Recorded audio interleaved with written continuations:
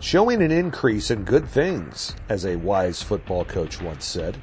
Improvement is measured in many ways. Teachers, bosses, coaches are always looking at ways to measure improvement, from game to game, assignment to assignment, week to week. For two teams who have battled injuries and a tough schedule, improvement can be in the eye of the beholder. The Central Rebels are coming off a tough loss that eliminated their chances of obtaining the top spot in their district and need a win to ensure a 2 seed over St. Genevieve. The Knights are hopeful that a win could bring them a 3 seed and a position away from juggernaut Cardinal Ritter. Two school districts who share a border, trying to improve as they enter the final week of the regular season.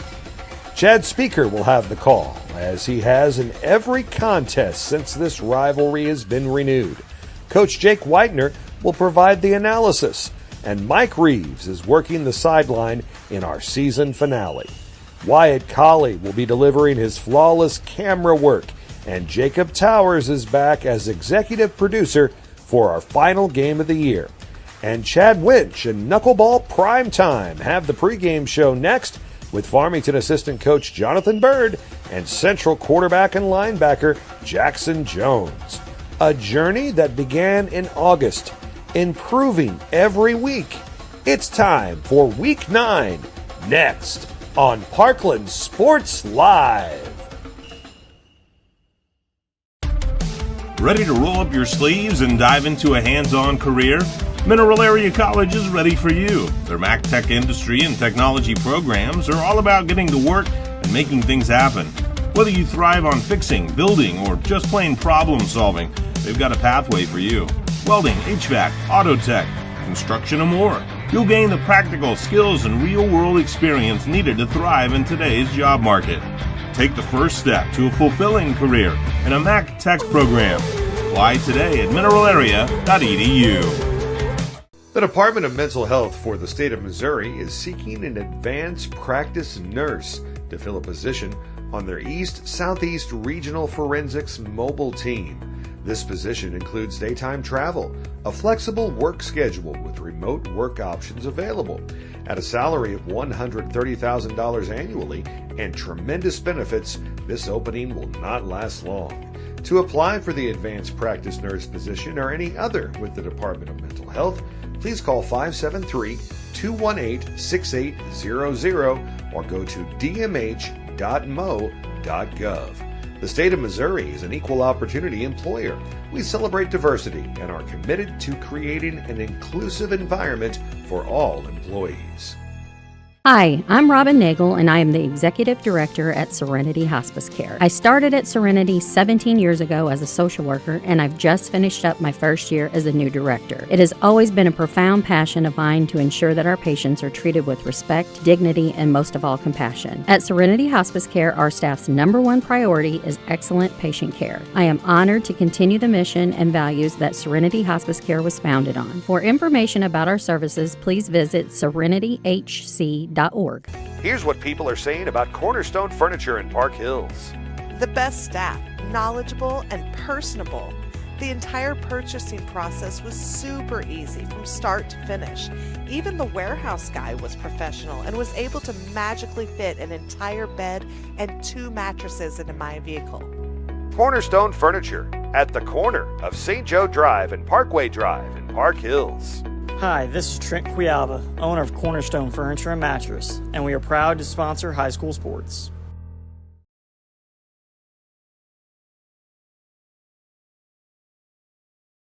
Hey, we're hanging out with Jackson Jones. He's the quarterback and middle linebacker for the Central Rebels. He's here at the barn. You know, we were just looking around this place just before we started the interview.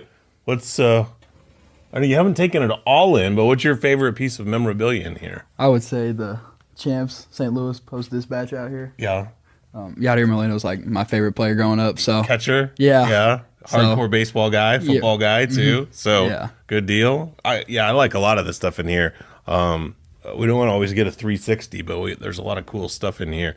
We're talking on the Parkland Podcast now here on the pregame show. Central going against Farmington tonight on the Parkland Podcast, and maybe you're listening and watching on Knuckleball Primetime too. So we'll talk a little football and whatever else comes up with Jackson, but Central. Let's go back to last year, since I really haven't talked to you since the state championship. I mean, what a high that was. You were right in the middle of it as the middle linebacker, and you guys had a little lull in the middle of the season, and then you hit that next gear when you got some people healthy, took off, and one state going away broke records in the state championship game as well, and that's got to be your football highlight, doesn't it? Yeah, I would say so. But one of my most memorable games is probably the Blair Oaks game. That was a big game for us because we were doubted going into that game, and it was just one of those things, like, we knew we had to beat them to get there, and we never looked past any team we played, so just had to make sure we kept focused. State semifinal, 48-43, great game. They've had a great program, certainly. So this year, I don't know if you'd say similar or not, but you guys have hit your lull. You've dropped a couple games now and trying to finish the season strong and head back into the postseason. You had a game against a district opponent. Last time out, Dexter, very good ball club. Valley before that. And now it's Farmington tonight in week number 9 to conclude the regular season. Where does Farmington fit in terms of rivalry games? Is it at the top? Oh, I would say so. It's across town, and it's always a good game whenever you play them. It's always hyped up, and it's always fun to play those guys because you've either played sports with them or against them your entire life. So it's kind of interesting to see how this game's going to go because they're really, really good at what they do. And they've been kind of going through a lull, and so have we. So it's going to be interesting to see what's going to happen whenever we match up tomorrow. There were many years where Central and Farmington didn't play. Yeah. And now, this will be the 7th year in a row. So I think you probably remember it, your football playing days, playing against Farmington. Is it a case where, a lot of the guys know each other too? You're familiar with them? Yeah, I would say so. Case McLean's been playing since he was a freshman, and I would say Brett Dry, when did he come into the role last year? I didn't get to play against him last year. Played as a sophomore but got injured. So, and then, last year too as a junior. So, yeah, it's one of those things, you kind of know what you're kind of expecting, what you think is. And it's one of those things, you just got to get ready every week like it's your last, because it could be your last, We've seen Central's offense really kind of morph throughout the years, depending upon what the personnel, what the talent is. And you guys spread it out last year. You're kind of more of a power team this year, a little bit, like Farmington is a power team. It's kind of an interesting story that, you've been the mainstay at middle linebacker on this team for years and years, but then surprise to you, you're the quarterback now. How did that come about? Coach Rice kind of just looked at me and he was like, listen, dude, I understand that's what you want to do is play defense. But at the time, me and my father talked it over and we didn't want me to play defense because I've been banged up. And Coach Rice looked at me. He's like, I know you still want to play. You should play quarterback. I said, I don't know how I feel about that because I know I had to fill some big shoes with Case and Murphy leaving. So I just looked at him and I was like, I'll do it if that's what our team needs. I'll do whatever it takes. And they lean on you hard. I remember that Fredericktown game. We had you for 33 carries. But, of course, that was a double overtime game, so there were a lot of carries to be had. But not only do you make a lot of tackles, you're out there for that. You do some special teams, but as quarterback, they rely on you to do a lot of different things. Your numbers are looking great this year, Jackson. 144 through the air, 111 on the ground. Did you know what kind of quarterback you would even be when you took over? You'd be this run-pass threat guy? No, I definitely thought we were definitely going to go to more of a run-heavy because, I can't throw it. I can throw it, but not as well as the dudes in the past, like Jet Bridges, Case and Murphy. They've had some quarterbacks that That's a high standard, though. Yeah, and so I just kind of try to be my own person and create whatever I can out of my situation, not doing it. And I obviously make some errors, so it's kind of fun. There's growing pains with playing quarterback, so that's what's kind of fun. It's a challenge, which I enjoy. What's your strength as a quarterback, do you think? Running. Just being that power guy, just give me the ball and a thinker. And lead it through you. I would say leadership, too. Talk a little bit about your role as a leader. You've been a starter on this team, 3, maybe a little bit, 4 years, and so you've been through it all. Yeah, I've had some great mentorship, I should say. My freshman year with Jet Bridges, all those guys, they really showed what leaders are supposed to do. They're supposed to push each other. They're supposed to make each other better. And then my sophomore year, I kind of had Tristan Stewart. He was one of my best friends, and he kind of showed me hey, man, you got to be one of those guys. You got to be present. You can't shy away from conflict. You have to be able to put yourself out there, and if somebody does something wrong, you got to let them know. Yep. So, and now last year I really didn't have to do much leading because we had a lot of great leaders around. I mean, I just led the defense, and then on offense I listened to whatever they told me to do, I did. Now this year I've kind of had to adjust, and because everybody needs a different approach. Like you can't always get in people's faces and be upset. Sometimes you got to be like, hey, dude, do this. And because I'm one of those guys, you got to get it. You got to scream at me for me to understand what I did wrong. Really? Yeah.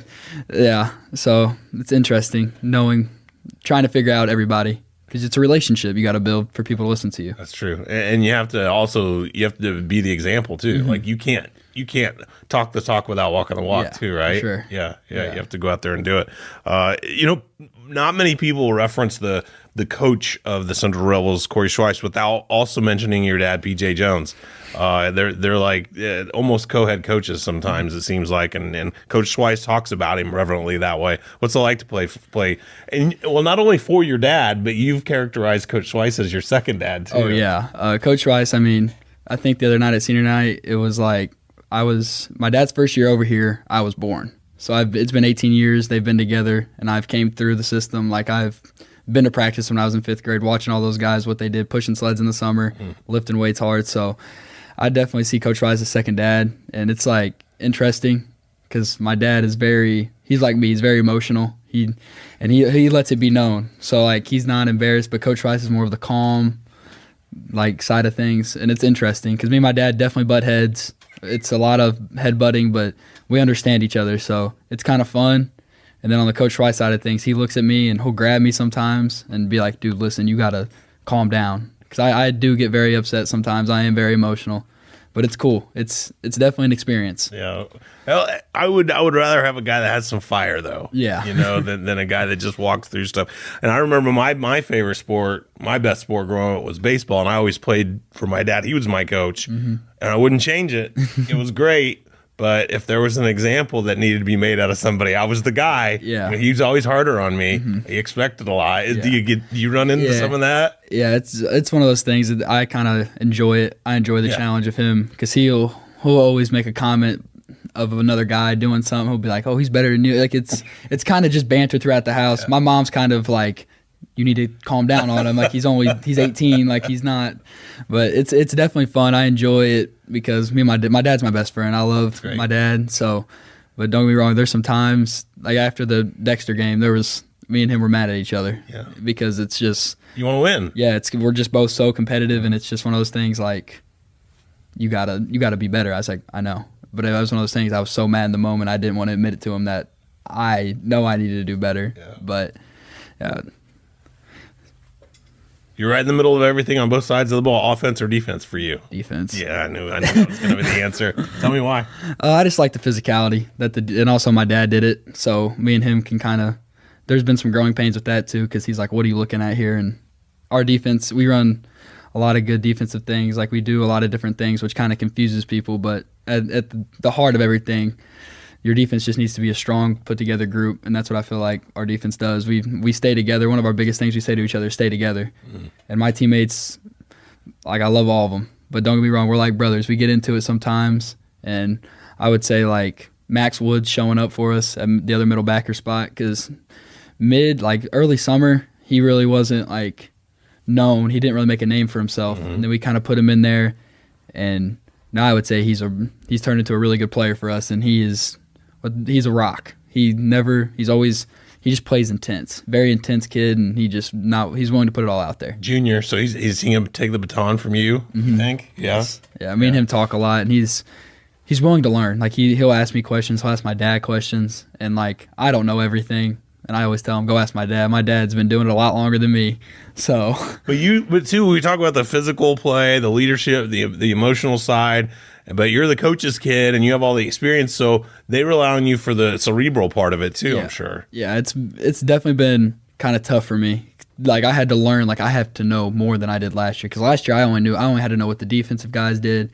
Now I have to know what both 11 on both sides of the ball are doing. Yeah. So it's like I look back. August Black's a freshman, and he's gonna be good. He's gonna be a good one. Yeah, he can run. And one of those things, like, he's young. You forget that he's 14 years old because the way he does play. He plays hard. He's not scared of contact. So you got to kind of look at him sometimes and be like, dude, you're over here. But that's kind of fun for me because we've all been there, not knowing what you're doing. Mm-hmm. So, like, you can't get mad at him. Like, he's never done it. So, but, yeah, I really enjoy, like, trying to lead. It's definitely, sometimes it's challenging. I should say that. It's very challenging sometimes because our next dude probably up is Caden Bourne, and our line up front at the beginning of the year, they really didn't communicate well, but now they communicate. Caden Bourne's kind of taken over and been like, listen, dude, we're going to get this together.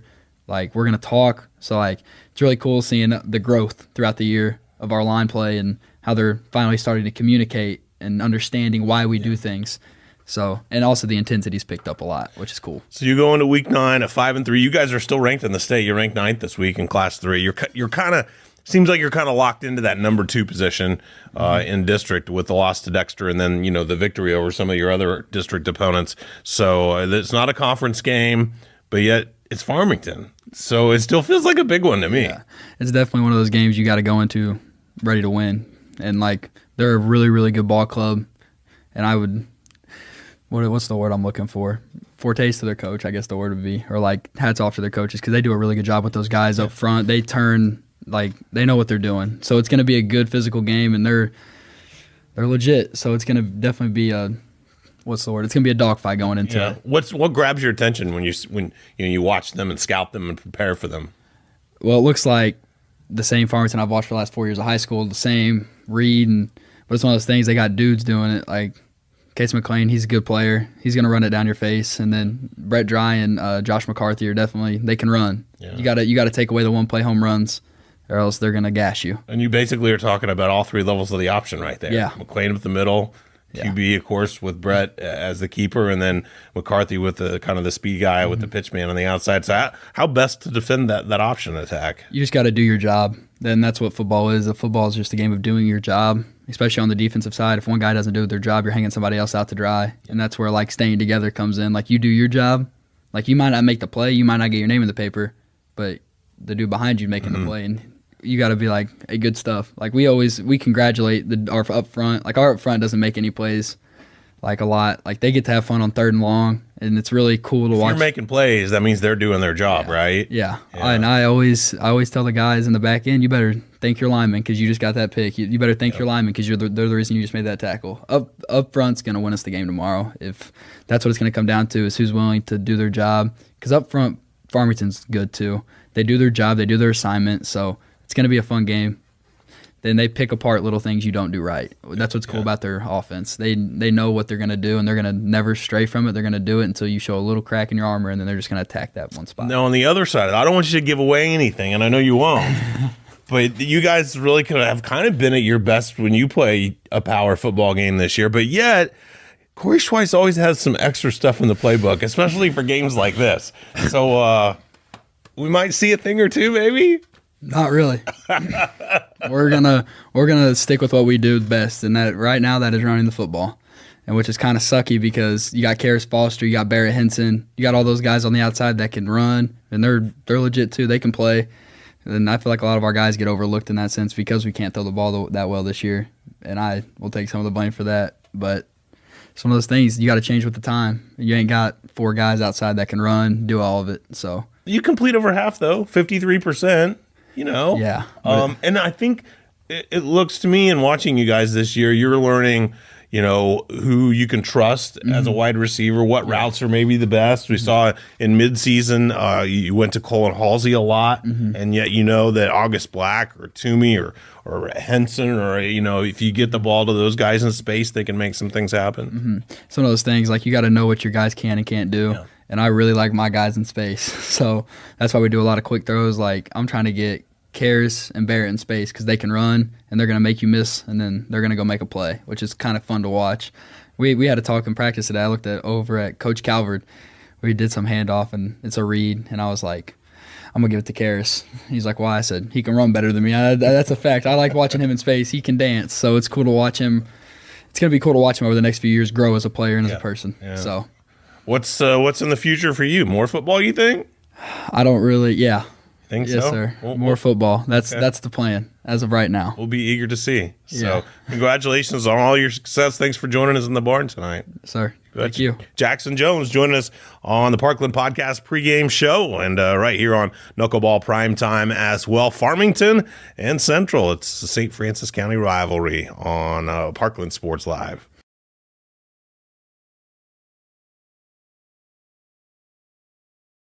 Matt Stroud Excavating and Hauling has the equipment and know-how to get that job done right. They dig basements, ponds, lakes, roads, and clearings and haul in the rock. Check out Matt Stroud Excavating and Hauling's commercial work at Domino's in Farmington and Fredericktown and Leadbelt Motorsports. Call Matt Stroud Excavating and Hauling today at 701-3258. That's 701-3258. Kim Hudson is a real estate broker owner in Farmington with Coldwell Banker Holsey. Kim has been selling homes since 2004. She's a Farmington High School graduate and very active in the community. Whether you're buying or selling, she's there to help you through every step of the process. Check out Kim's latest listings at kimhudsonhomes.com or call 760-9789. That's 760-9789. Or email Kim Hudson at kim@coldwellbankerholsey.com. Hey, it's Mark Toady here, and you know there's no better place to watch the big game than Spokes Pub and Grill in Farmington. Chris and Dina Spence invite you out to enjoy the great menu and the fun atmosphere that Spokes always provides. For me, I love the burgers. The catfish sandwich is amazing. The pork chops are awesome. They have huge salads, and you should always leave room for dessert when you go to Spokes. Check out their Facebook page to see when your favorite band is performing. And as always, for rolling good times, it's Spokes Pub and Grill right off Highway 67 in Farmington. Hard work, know-how, and quality service are what make Reynolds Landscaping and Lawn Care better than the rest. They do lawn service, build retaining walls, fire pits, pavers, and so much more. And the best part is, they always finish the job. Check out Reynolds Landscaping on Facebook. Read the reviews and see for yourself. No job is too big or too small for Reynolds Landscaping and Lawn Care. Give Shane Reynolds a call today at 516-2387. That's Reynolds Landscaping.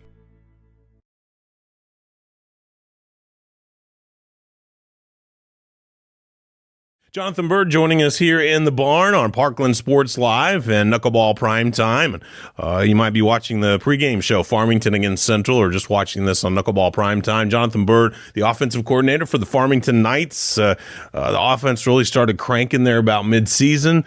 You looked for a few points last week, didn't come through, but we'll kind of talk about the ebbs and flows of the offense and the season as it goes along. But all told, how do you feel like the season has gone so far, Coach? I mean, I think it's gone pretty well. We just had some turnover up front, and, we knew we were going to have some skill guys come back. So, we were pretty excited skill player-wise, and, I think we've, kind of figured out who we were going to plug in up front. And, I think we've got a lot of guys that have been in the system for a while that understand what we're doing. And, we had the ball rolling there for a little bit, saw a couple good defenses last couple weeks, but we're going to try and get the ball rolling against Park Hills. You guys really had the offense cranked up, the late score to beat St. Clair, to beat Bluff, against Jackson. Yeah. I thought you guys were awesome on offense. Against Union, you were rolling. Is it just too simplified to say, well, it was the opponents the last couple of weeks, or did you see something from the offense that you said, guys, we needed to improve a little bit here? A little bit, it is kind of what the defense has given us, week in, week out. I'm sure we can say that every week, but, I do think, I think once we get the ball rolling, with the option, as soon as we figure out, who we need to pitch off of and, figure out who to block on certain plays, I think, especially out on the perimeter, once we get that ironed out, I think week in, week out, we've got the chance to, do things that we were doing, midway through the season. And I just think again, as soon as we figure that out as a staff, whether that's Sunday meetings or, even, during the game, once we get it ironed out and, tell the guys, where to go, I think the offense has a chance to be pretty explosive week in, week out. With the timing and the decision making that it takes to really find that optimal gear in a triple option, what's it mean for a senior like Brett that really has kind of 3 years of starting experience to be the trigger man for you? Yeah, no, I mean it's he's one of those guys that we were excited about coming back. He had a really good spring, in terms of track and our football workouts, and he's a guy that's even as a senior has really has that buy-in. We talk about guys senioring up. I think Brett's been one of those guys to senior up, and he's really taken a big step in both the run game and the pass game. I remember having him on and interviewing him out here, and he was thinking back to when he was first starting. He goes, "I was like $140. Now I'm 180." And so physically he's a different guy than he used to be too. Yeah, no, for sure. He does a really good job in the weight room. The chance, I get to see them a lot during the summer in the weight room, and just seeing what he does in the weight room, I think. A lot of the guys really feed off that, kind of see the weight that he's throwing around, and kind of they kind of say, well, shoot, our quarterback's doing this, our quarterback's doing that. Maybe I need to start throwing some weight on what I'm doing too. So Brett's been a pleasure. Even for especially the last 3 years, but this year for sure. I mean, it had to be gratifying to see your offense working at all three levels. McLean up the middle. People didn't really want to tackle him for a while, and then you've got Brett. He can go the distance on a keeper, and you've really found something with McCarthy on the edge when you get to that third level. Yeah, no, for sure. I mean, he's a guy. Last year, even as a freshman, we were, just kind of trying to figure out ways how to get him on the field. He played a little bit more defense last year, but this year, just seeing him on the track as a freshman, we were excited, and and that's the thing, just like you said, with the offense that we run, we do kind of think of it like a three-headed monster, with Case and Brett, Josh, and even Connor Rice, and a few other of our wings. So you're going to match wits with PJ Jones this week. Yep. Known for some great defenses at Central. For sure. What stands out when you take a look at that Central defense, and what will you see on the other side of the ball? Week in and week out, and as the years have come and gone, you get to see, the adaptations that PJ makes, and in terms of just schematically, he's comfortable, with running what he runs, and then he's okay with kind of changing things up too. And that's a thing, as an offensive guy, in my mind, seeing someone defensively that's okay to, stay in their base or, change things up, comfortable doing both. He's a guy that's, it's given us fits in the past, with kind of what, with what the answers that he gives us. And then, we always have to find different answers for that as well. We always seem to make minor, 2-3 minor adjustments, every year against Park Hills. And again, that's just a testament to Coach Jones. So you graduated in 2011. Your final football year was 2010. Yep. You were a three-sport standout at Farmington, went on to go play college football in Mill Valley. Yes. If I remember right. Yep. But that was the time that Farmington had broken away from the conference and went to the SEMO North and didn't play Central for a while. In fact, you didn't play Central when you were in high school. No, not in football. But I'm glad the series is back as a local football fan. I think it's a blast to watch the game, to call the games. Is the Central game, a big rivalry, even though it was missing for a while? Yeah, no, for sure. I mean, it's, we have our our inter-county rivals, North County and Park Hills, obviously, just seeing them on the schedule, week in, week out, North County's been week 1 for a few years, and Park Hill's been week 9 for the last few years as well. So it's nice to kind of start and end the season with some rivalry games, to get the season going, and then going into playoffs, hopefully on a high note. Even though you didn't get to play them in football, though, when you were in high school, or this was a Central game, whatever sport it might have been, a big game? Oh, yeah, especially basketball. That's probably the biggest sport, that we played them in. Obviously we played them, I think, in just about any sport, but the basketball games were always pretty packed. They were pretty good at basketball when I was in school as well, so yeah, it was fun memories. Are you one of the guys, since you have all the war stories from being a Farmington athlete? Like, do you kind of pass those along to some of the guys or not? Sometimes I feel like earlier in my coaching career, I used to talk about, back when I was playing, but, the last couple of years kind of getting a bigger role. I think I've kind of toned that back just a little bit and try to be more coach than buddy, I think I guess I could say. But still throwing them in every once in a while. Hey, I guess now 13, 14 years ago, things are different. But you know what? I talk to a lot of the players, and they always say that you're always such a positive influence and an uplifting guy to them as a coach. I try to. I try to. Just I remember back, I had a lot of the people that I consider role models, were coaches. Obviously just being in three sports, had a lot of coaches, that I was interactive with, and I know they meant and still do mean a lot to me. So I know what that value meant to me. So I try to be able to be that same person for our student athletes. Who were some of those guys for you? Derek Eves, he's now back at Farmington. Todd Vaughn, those two guys especially. Just definitely being positive guys. Oh yeah, absolutely. And both of them, they didn't have a problem, trying to light a fire under you every once in a while, but yeah, those guys especially, Coach Hibbets as well, being my position coach for all 4 years. Those guys, still have a positive impact in my life to this day. So not a conference game this week, not a district game, but a rivalry game. But you guys are in that 4th spot in district right now. Imagine you kind of want to stay away from a Cardinal Riddle semifinal. I mean, it's a really important game in terms of district standings for you, isn't it? It is, and we've talked as a staff, and we've kind of looked ahead, at other district schedules going into this week, and it is important, that we win, and with the added points, per margin of victory, right.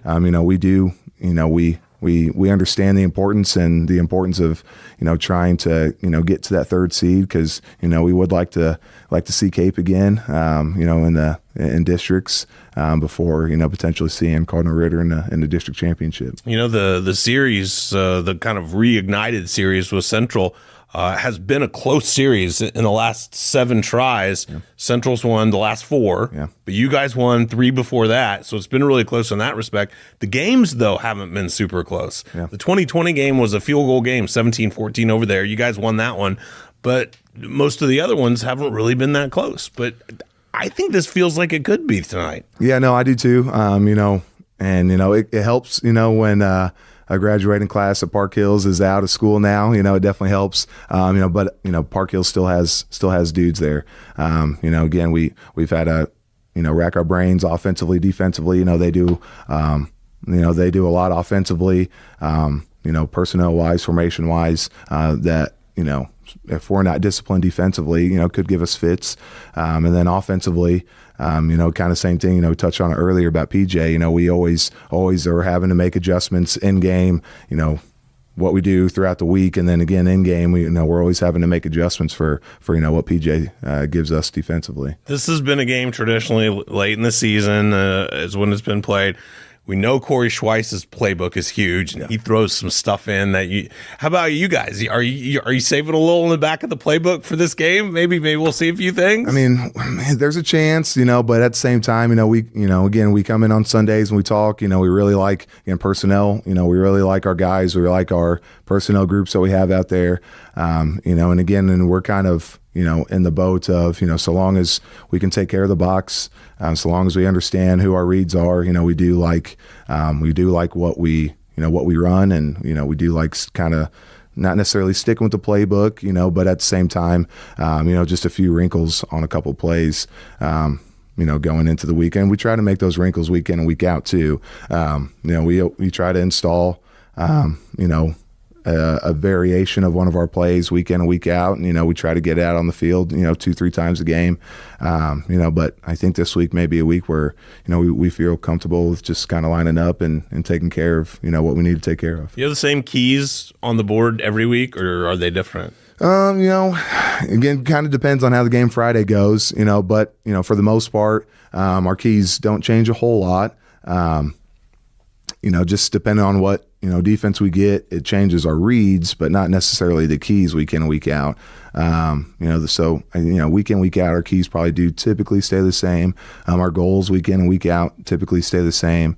But again, like I say, or like I've said multiple times, our meetings on Sundays, if we feel that a key needs to change, or in our scouting reports, we'll make an adjustment when need to. What are some of those goals? I know you have turnover goals, you have yardage goals, you have different things like that. Can you share any of that with us? One goal that that we really like to use, and it's a goal that so long as we hit it, it typically ends up being a win for us, is 4+ yards on first down. Huge for you guys. Yeah. Absolutely. With the offense that we run, we have a certain percentage that we try and hit, and the weeks that we hit that percentage, more often than not, they end up in wins. Obviously we have 3rd and 4th down conversion goals that we try to meet, and a couple explosive passing goals that we try to meet. And again, those are, you can, look if you look at the score and then look at the goals week in, week out, typically the wins correlate with if we've hit those goals or not. So somebody knows what they're doing. Yeah. On your staff, whoever's doing that. I'd like to think so. Again, we've got a few guys, that the offense leans on. Myself, Coach Schrader, Coach Brumfield. He has some pretty good insight as well. For only being on staff for the last couple of years, he's a pretty good football mind coming over from cross country. But he's got a pretty good football mind as well. And Coach Schrader's been around football in multiple states. And I think just the meshing of the minds, I think, really works. Favorite piece of memorabilia in the barn? I saw it as soon as I came around that Troy Polamalu jersey. I am a Steelers fan. Me too. Yep. Love Polamalu. Yeah. Since the first game I watched, I think it was I was 7 or 8. My dad's a Chiefs fan, so the first game he turned on was Chiefs Steelers, and the Steelers ended up winning, and they've been my favorite team ever since. Right. So yeah, talking my language. Yeah. Cool. All right. Well, we can credit Chad Winch for the environment around here. Oh yeah, I do like that. Farmington Knights flag. Yeah. Fridays are for the Knights. Yeah, I like that. I like that. No, it's really pretty awesome. I've watched some of the interviews before, and I get to try and I try and see like, oh, there's a couple nice things in here, but walking in here, it's an awesome venue you guys have. Chad, I think we've got a different answer to that question all year. Yep. I don't think haven't had an identical answer, so I like the Polamalu. I do like that Sean Kemp jersey too. That's nice. Multi-sport guy. Jonathan, thanks for joining us. Hey, thanks for having me. I appreciate it. Jonathan Bird, offensive coordinator for Farmington, joining us right here on Knuckleball Prime Time here in the barn. And you might be watching us on Parkland Sports Live on our pregame show. It's Farmington and Central, week number 9 of the football season.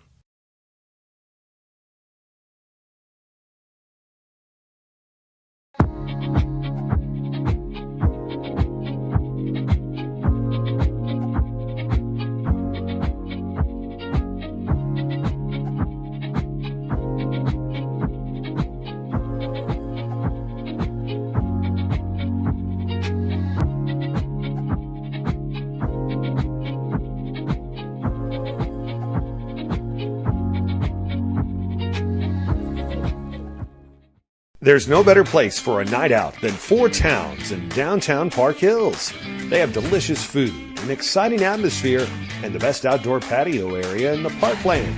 Check out the menu and watch their Facebook page for live music and fun, exciting special events like their Halloween party and costume contest, Saturday, October 26th. Mouth-watering wings, calzones, sandwiches, and sweet desserts. It's Four Towns Brewery in downtown Park Hills. Casey Cassidy grew up in our community, and as our state representative, she'll fight for our students' futures, for rural health care, and for each of her neighbors every step of the way in Jeff City. Find Casey Cassidy on Facebook to see where she stands on the issues. And don't forget to vote for Casey Cassidy for the Missouri House 117th District seat on November 5th. Paid for by Casey Cassidy for Missouri, Kathy Hopkins, Treasurer. JSA Services is your go-to company for quality sign installation and construction, lighting, and electrical service. lighted and electronic signs. From schools to churches to businesses, JSA Services helps you showcase your branding and make your location memorable. You can see their work all around the Parkland and browse their services on their Facebook page, JSA Services. Call and schedule an appointment today at 573-330-2719. Knuckleball Prime Time pregame show continues here on Parkland Sports Live as we get you ready for coverage of the Farmington Knights and Central Rebels. One game involving local teams last night saw North County pick up a victory over St. Clair 35-8. Other action from around the area: Fredericktown's at East Prairie, Poplar Bluff hosting Hillsboro, Cuba's at Perryville, Potosi hosting St. Charles West, St. Genevieve on the road at Caruthersville, Valley Catholic at St. Pius, St. Vincent is at Jefferson, and Windsor welcomes in the Rochelle Township. We will have the opening kickoff for you next. Farmington Central, our broadcast finale of this year's high school football season, comes your way next on Parkland Sports Live. Looking for top quality custom sportswear and activewear? Look no further than Nouveau Athletic. Nouveau Athletic blends innovative design with affordability, revolutionizing activewear for athletes, teams, and enthusiasts alike. From affordable, high-quality team practice wear to specialty sublimated activewear, Nouveau Athletic has grown to become a leader in sportswear and the industry, especially in cheer. Nouveau Athletic, where passion meets quality in every stitch. For Nouveau Athletic custom apparel locally, contact Tia Cunningham at 573-701-6015. Amazing food that's always worth the drive awaits at Bailey Joe's Barbecue, Seafood and Grill in the beautiful Arcadia Valley. Enjoy cherry smoked barbecue, slowly smoked to perfection, seafood and steaks at the restaurant on Highway 21. Or have Bailey Joe's cater your next party or event. And find your favorite Bailey Joe's sauce, glaze, and dressings at your local Save-A-Lot stores. Bailey Joe's Barbecue, Seafood and Grill, open 7 days a week in the beautiful Arcadia Valley.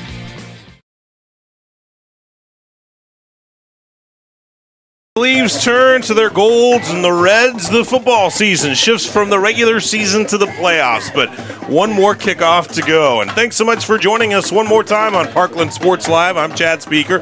Jake Whitener with me tonight as Farmington makes that very short trip across St. Francis County to Central. And just how we started the season with St. Francis County rivalry football, Farmington and North County, we end the season that way as Farmington goes to Central. Central, of course, the defending state champions, and they've put in another winning campaign so far, coming into week number 9 at 5-3 and garnering enough respect around the state. They're still ranked 9th in the state. For the Farmington Knights, 4-4, but Jake, both of these teams have dropped a pair of games coming into this ball game, and they'd like to kind of get it right headed into the playoffs. I think you have to at this point. Both teams the last 2 games lost both those contests. I think you have to get your mind right as a coaching staff and get your players kind of on that road.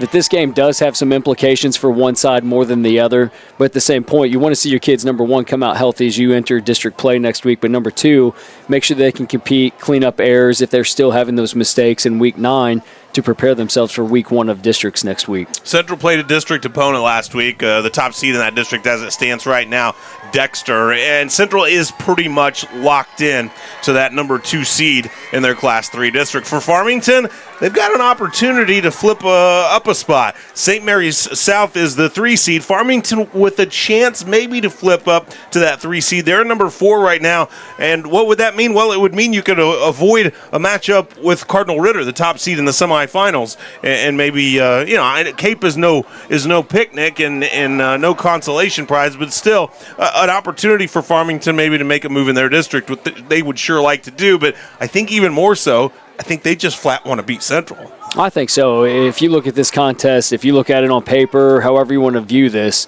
I mean, this is a pretty even kill football game we're going to get into. There's a lot of rivalry here. There's a lot of animosity, a lot of hype that goes into this.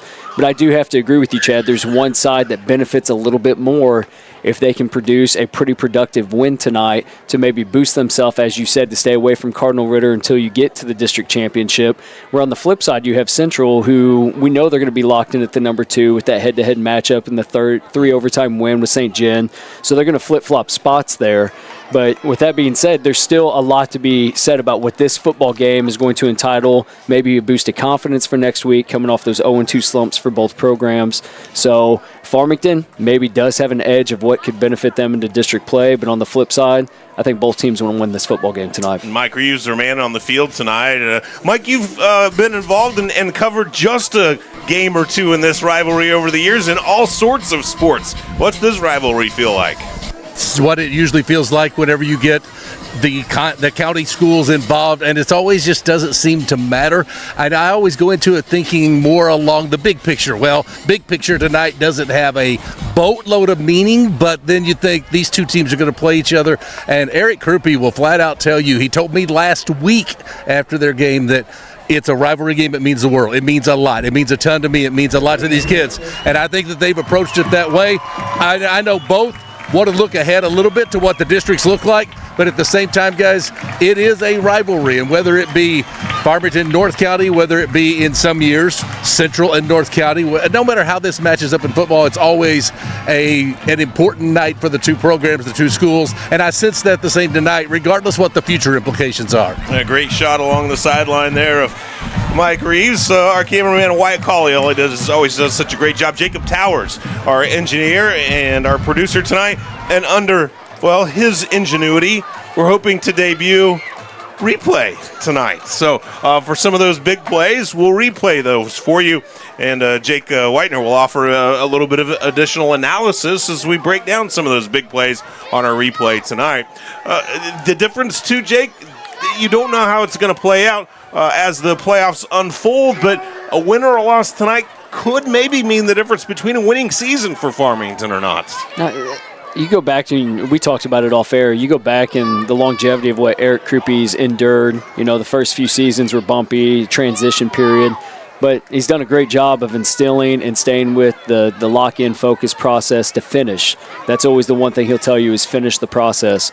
And I think that will mean something given the type of offense you're playing, that style of football. But being a member of the SEMO North is nothing easy to come out with a winning record in, year out. So, this is one of those deals where I think it does help edge you, if you can beat Central tonight, if you can get that winning record going into districts.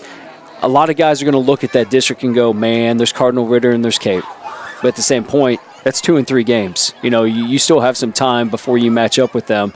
So a little boost of confidence in just a winning record can go a long way going into week 1 next week. I remember we've kind of touched on this rivalry in weeks previous, and it was a rivalry that lasted for many, many years that Farmington quite honestly dominated, but then it went dormant for a while when Farmington did go to the SEMO North.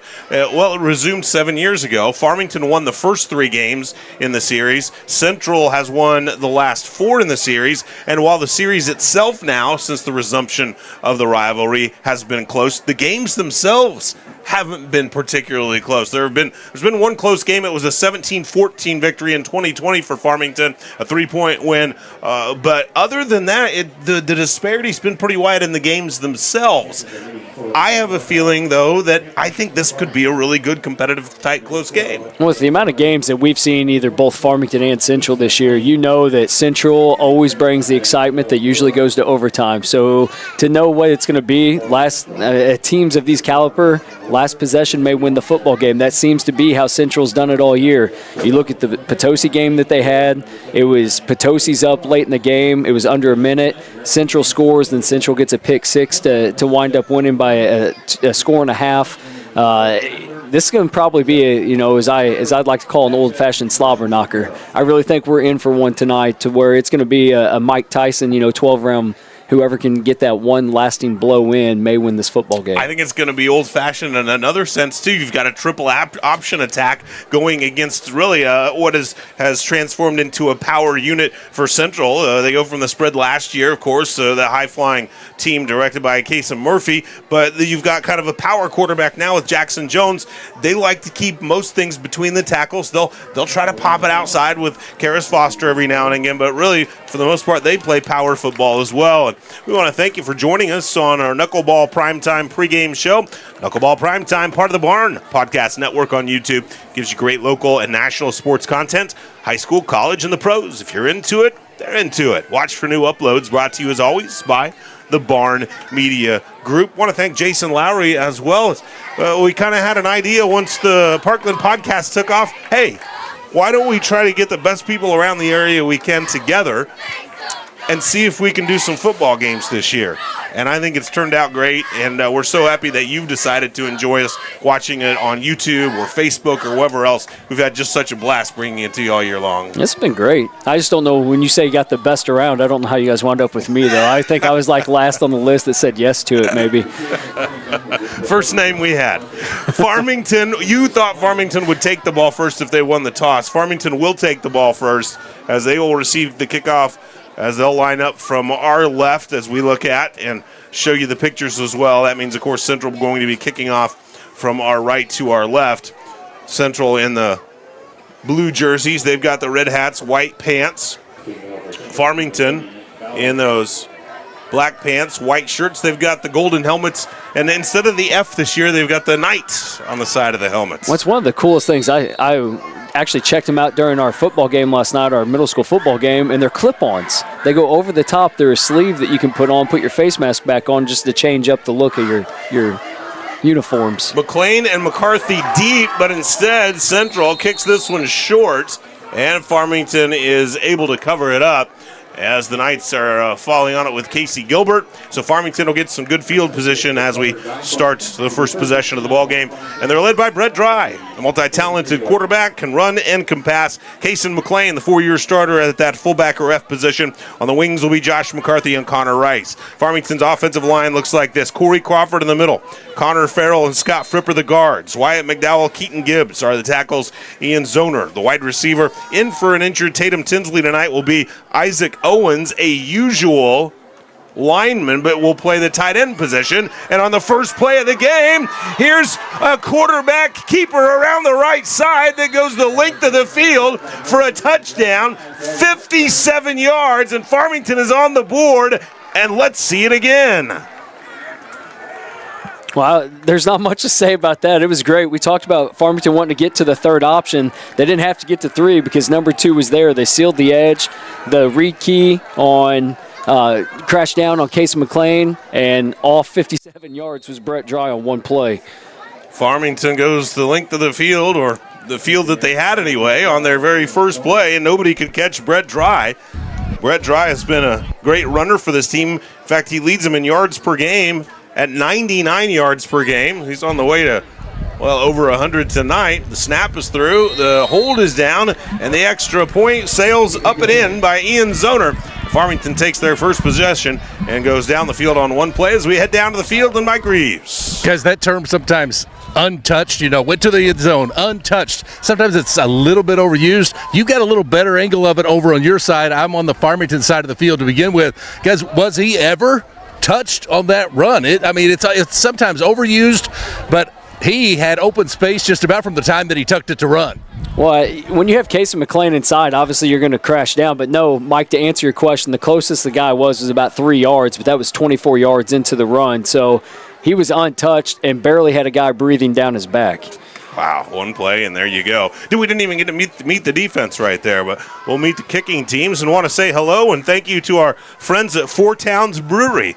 They are holding a watch party for the game tonight at Four Towns Brewery and watching us on the Parkland Podcast, so we appreciate them. Ian Zoner just tagged on the extra point.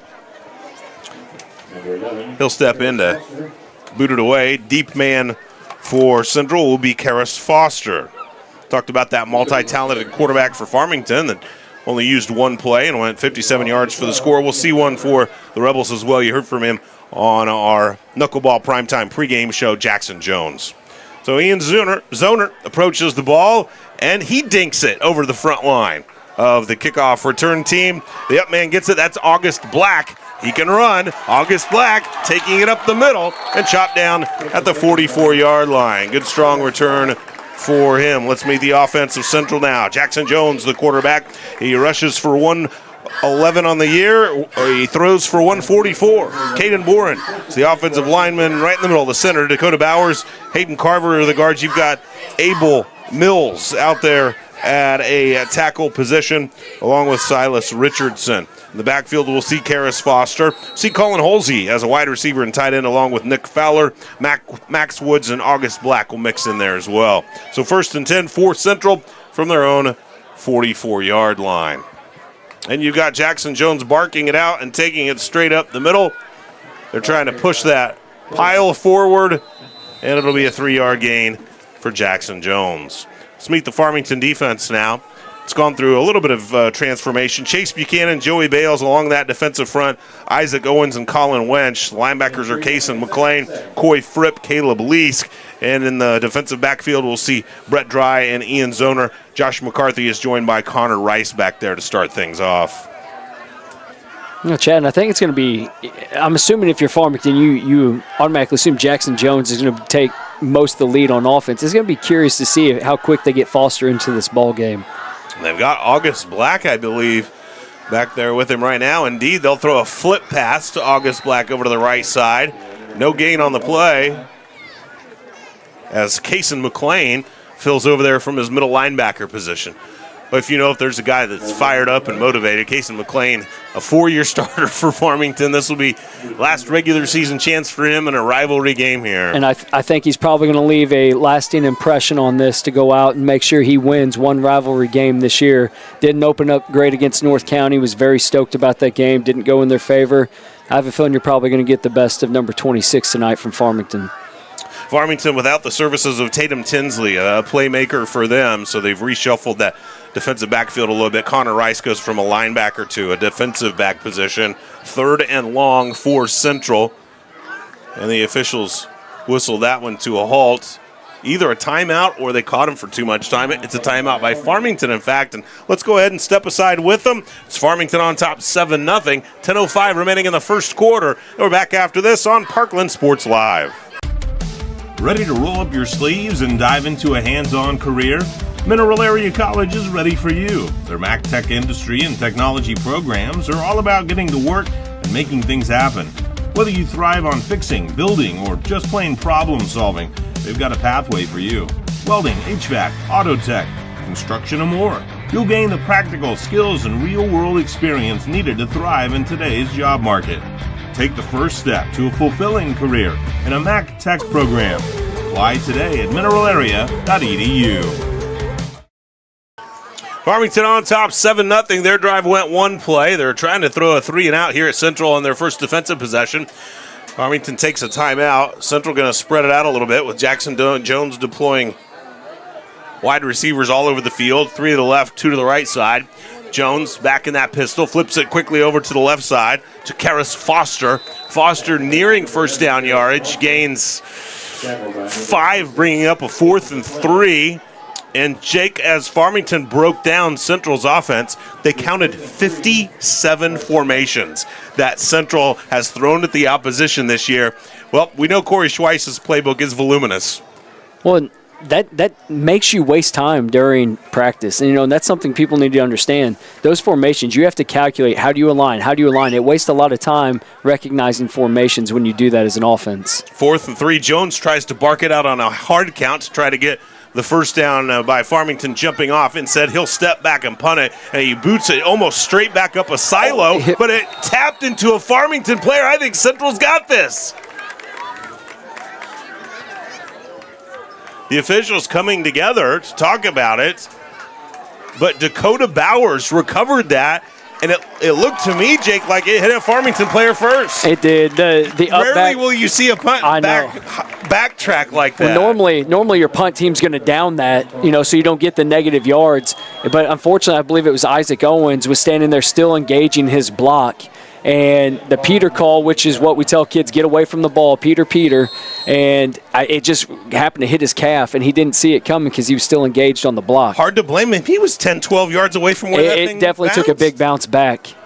They give us to August Black, and he tries to skate behind that right tackle and surges forward for a 3-yard gain.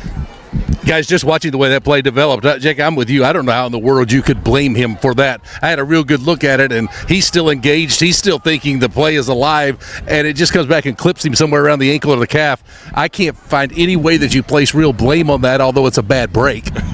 Well, I mean, like we're saying, you never expect a 15-yard bounce back. Normally by then you have one of your guys on the punt team downing that ball because you don't want to lose 15 yards and give up possession. 2nd and 7 here for Central. Twins to the left. And a running back there with Jackson Jones, who hops to his right side, breaks a tackle, stumbles forward near the 30-yard line. You don't see Jackson Jones very often being tackled one-on-one, do you? No, and the thing is, like, Farmington's doing a job getting low, but Jackson runs behind his pads. He gets his pads at about hip level, so if you come in underneath of him, you're going to have to roll an ankle, you're going to have to stay in tight and expect a second and third guy to take him down because the young man doesn't drop on first contact. Jones now just 9 yards away from 900 rushing on the year, so he's closing in on 1,000. If he gets his average tonight, he'll be right there near 1,000 yards. Average is 111 on the year, 5.7 per carry. The 3rd and 2 for Central. And there's Jones back in that gun. He's got Black off of his right hip. Twins to the left and a man off to the right side. They keep it with Jones through the guards, bounces to the outside, uses a stiff arm down to the 20, puts his head down and dives to the 15-yard line. Tremendous run by Jones and a gain of 15. You know, and he's so patient. You know, he hits the A gap, he hits the B gap.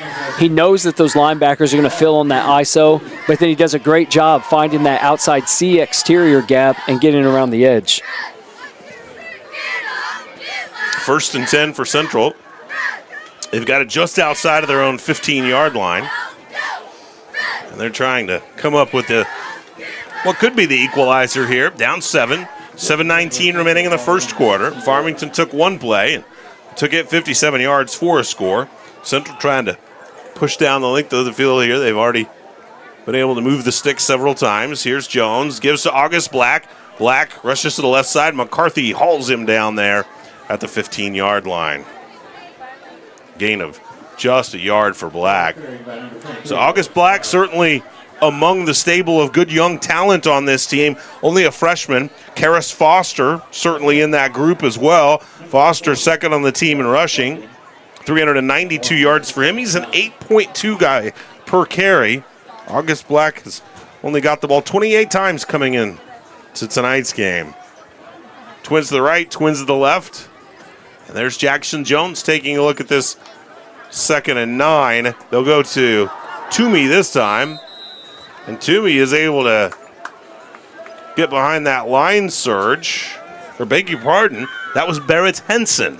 Barrett Henson on the carry right there and is able to carve out 5 yards. And that's something that can be very deceiving is you see that jet motion come, but then you see that back start to, we call it ISO insert. He gets back. He didn't have a lead blocker, so it just turns into insert, where he takes a little bit wider path to come downhill inside. But don't be surprised if Jackson pulls one of those if they get in a good habit of running that play. And good work by Richardson and Carver that time to just get that line of scrimmage rearranged down there. Jackson Jones going between his guards this time. Breaks 2 tackles to the right, pushing toward the end zone, nearing the goal line, and down inside of the 1. Well, we saw Farmington with the big play, Jake, and for Central, it's just been methodical. 3 yards in a cloud of turf granules. Well, I mean, we honestly assumed we were going to see 3 yards at a time, 3 yards at a time. You don't expect Brett Dry to go 57 yards on the very first touch of the game. I'm sure Farmington is ecstatic about that, but it's also going to be a clock management. Both these teams do a great job of clock management. Just so happens they went one and done on their first series, scoring that touchdown. Jackson Jones with 16 rushing touchdowns on the year. He's got 6 more through the air. And Jones brings the team up to the line of scrimmage down to that 1 yard line. They've got a 1st and goal from the 1. They've got another blocker in there, Jason Threlkeld. They bring in those extra linemen behind their original line and just see how many pounds they can get to the point of attack. It's a long count by Jones. extends the hands, and comes through the middle of the line. He is met at the goal line and turned back. Kason Murphy comes off the bottom of that pile, a middle linebacker for the Knights. And something they're doing, how long has it been since you've seen a Central offense get up there and use the majority of the play clock? Sit there and let tick, tick, tick, count down. I mean, you have to understand this is going to be one of those games where every possession matters.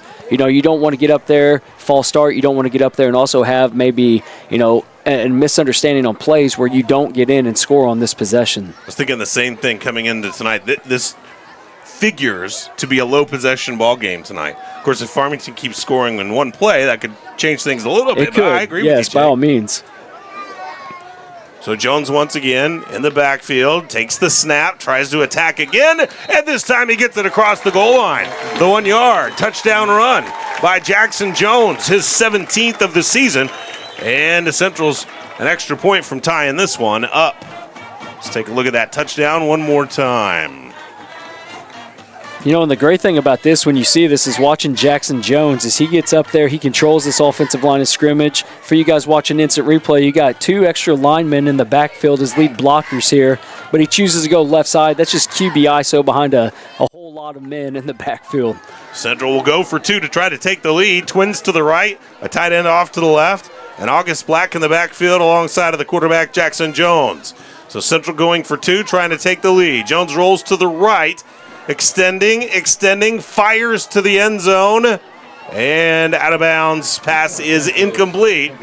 Ball, I thought, was caught by Karis Foster down there, but couldn't catch it across that goal line, and Farmington maintains that 1-point advantage, 7-6, 3:54 remaining here in the first quarter as we head down to the field with Mike Reeves. Hey, Chad, he did make the catch, and he did have a foot in bounds, but he caught it and went out at the 1 yard line. So the catch was secured. He was just unable to catch it and then extend the ball or get himself into the end zone, so the 2-point conversion fails. Jake, real quick, you used the word patient to describe Jackson Jones. I thought patience was the key word of the drive, period. And Chad, you brought up the fact they were just willing to take time on the clock, and even on the touchdown run, they just stayed in the huddle until about 10 seconds on the play clock, walked up to the line, snapped it with about 2, and scored. So a little bit different look, a little bit different feel, but hey, very effective, and we're 7-6 here early.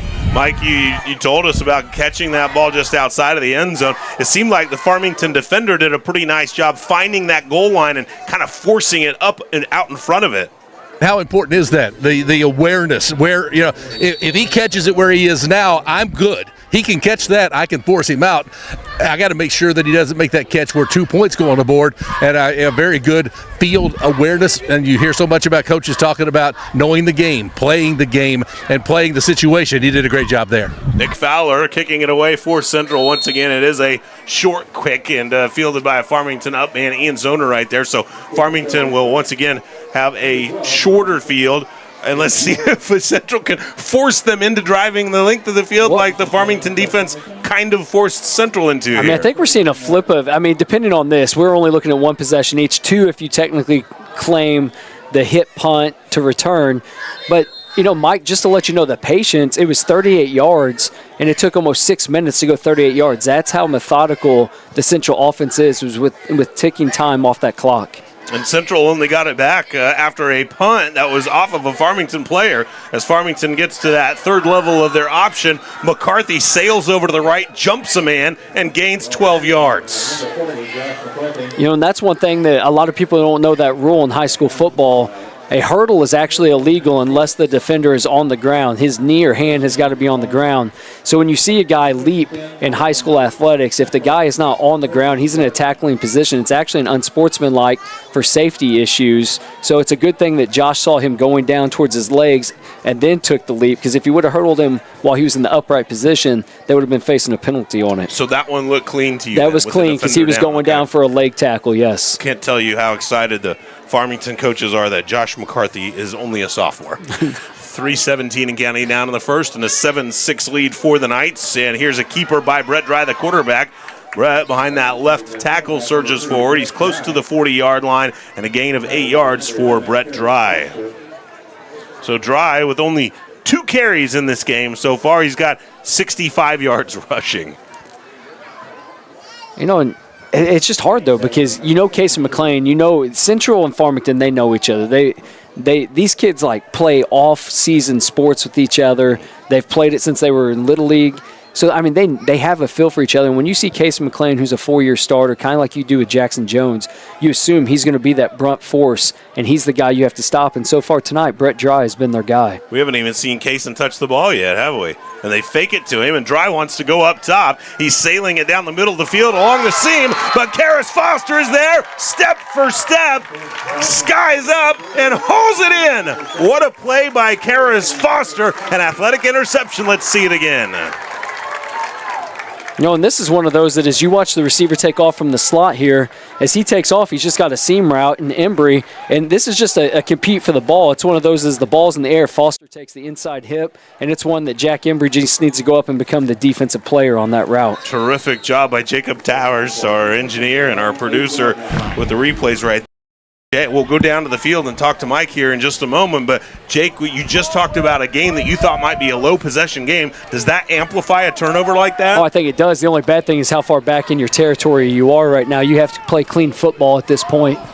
August Black slammed down by Connor Rice at the point of attack as we head down to the field with Mike Reeves. Yes, it's always good to get eyes on different angles and things. And from my standpoint here, I watched the pass go up. That looked like one that has to be thrown about 5 yards further than he threw it.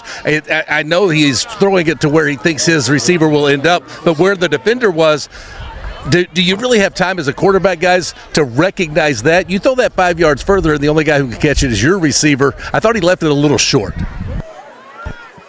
Certainly left it right there for Foster to get up and make that play. Jet sweep this time to Barrett Henson. He's looking for the left edge and taken down by the helmet at the 10-yard line. Good gain right there.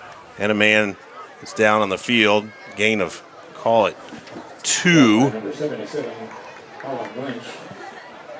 Mike, here's my interpretation of that, depending on the route, because they were in man coverage on that, is if you're going to miss on an inside seam route, so a go route on your number 2 receiver, with that concept, if they're in man, you try to lead that ball towards the outside of the field so that if they have to break off of coverage, because a good safety or a good corner is going to play inside hip leverage in that position.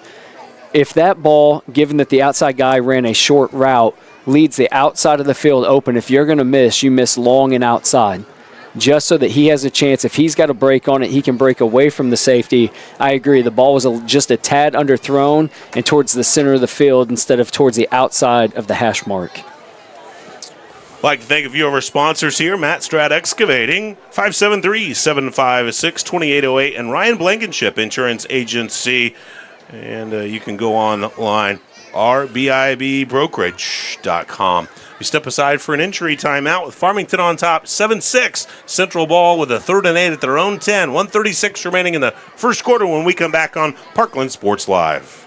The Department of Mental Health for the state of Missouri is seeking an advanced practice nurse to fill a position on their East-Southeast Regional Forensics mobile team. This position includes daytime travel, a flexible work schedule with remote work options available, at a salary of $130,000 annually and tremendous benefits. This opening will not last long. To apply for the advanced practice nurse position or any other with the Department of Mental Health, please call 573-218-6800 or go to dmh.mo.gov. The state of Missouri is an equal opportunity employer. We celebrate diversity and are committed to creating an inclusive environment for all employees. Good to see the Farmington player Colin Winch come off the ground, and always enjoy a good round of applause by the opposition too. Central respecting the effort of the young man and hoping for him the best as well. The 3rd and long down here. Another part of the field, maybe you pass the ball. Kind of dangerous in this part of the field, maybe, for a team that doesn't throw the ball a whole heck of a lot. I mean, if it's me just watching the speed burst here, I think you somehow get a misdirection, maybe a motion misdirection here, where you make the safety and linebackers maybe flow, possibly a jet sweep with your slot receiver, or even give a jet sweep on this. But I wouldn't be surprised with motion the inside run. And they'll go with that jet sweep exactly as Jake predicted, and they shove it up forward for a first down and a gain of 10 yards that time to Barrett Henson. You know, and whenever you can have success like that, knowing it's a 3rd and 8, you can get outside, you can show that motion again, and then with Jackson Jones being the powerhouse runner inside, fake the sweep and then allow him to insert back into the inside gaps and maybe get those linebackers now a little bit offset and off their gap. And they also had the alignment to the right side with Karis Foster too. Jake, maybe you'd never know, to set up that counter at some point. 109 counting down in the first quarter, 7-6. Farmington leading by just that extra point. And a nifty little cutback that time as Central takes this one through the guards. And August Black evading a couple of defenders to push it out there for a 7-yard gain. No, they did a great job on that. The guard on the backside pull, that's called a wrap play. You pull your backside guard and he inserts into that opposite B gap. Great patience in the backfield because the handoff, it's not the normal. Jackson usually gets it, claps, holds for a second, follows for ISO, same look, and then hands it off to Black coming opposite side. Empty backfield. Jones back there in the gun.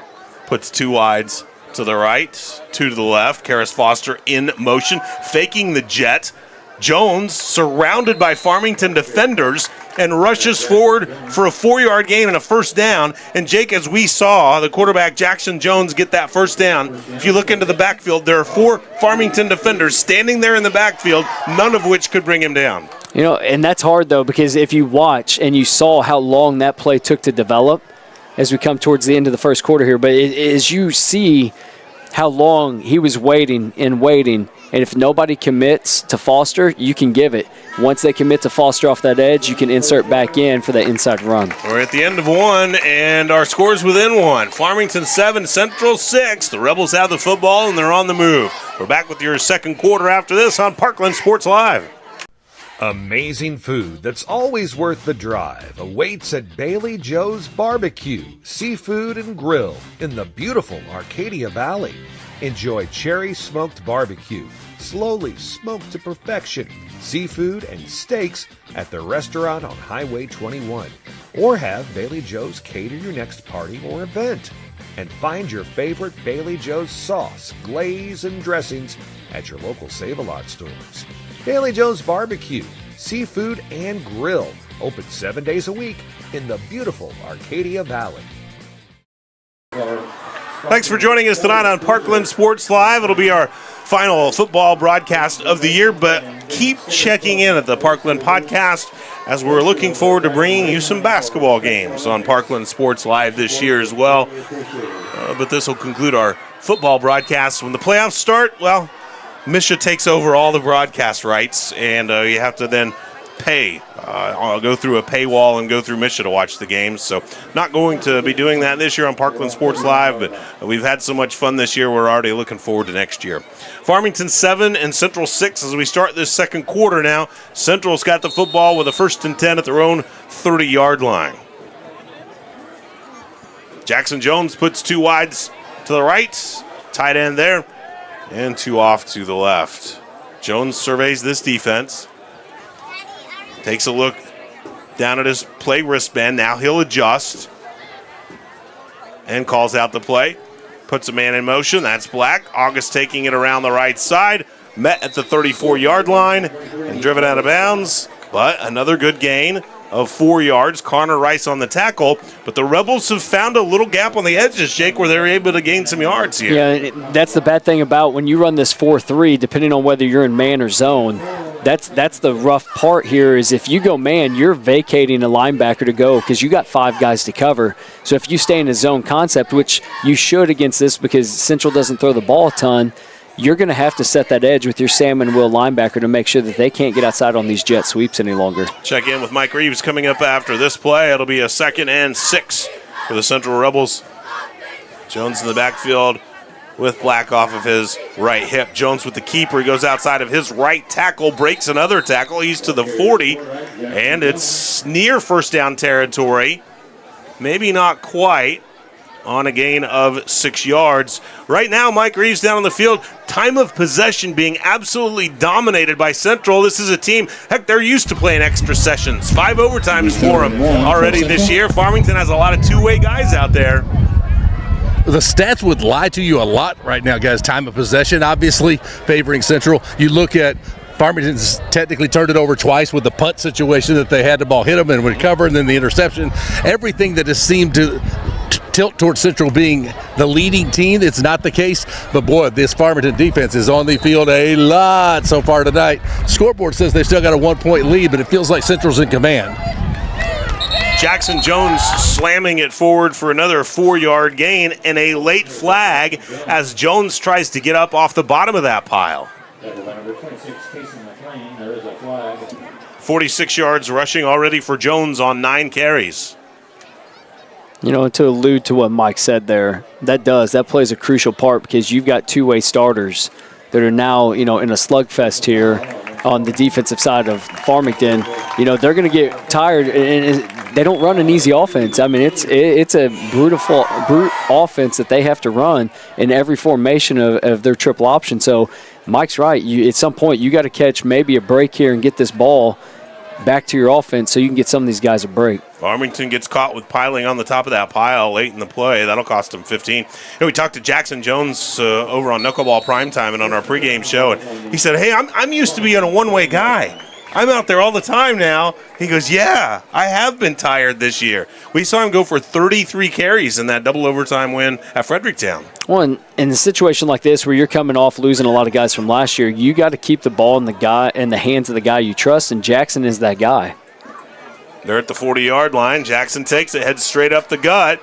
He slams into a couple of would-be tacklers, bounces off both McLean and McCarthy, and comes to rest at about the 35, another gain of 5 yards. And I'll say this, though, if he had another split second or he could redo that play, if he turns his eyes from the right and goes to the left, he's in the end zone untouched because there was nobody on the left side of that linebacker. That linebacker was the only guy to make the play.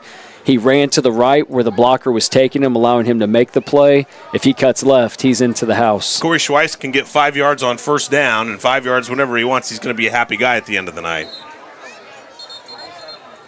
Jones goes to reset that offense, and another timeout called by Farmington. We'll step aside with them. 10 minutes remaining in the first half at a 7-6 advantage for Farmington on the road. Here at Central, we're back after this on Parkland Sports Live.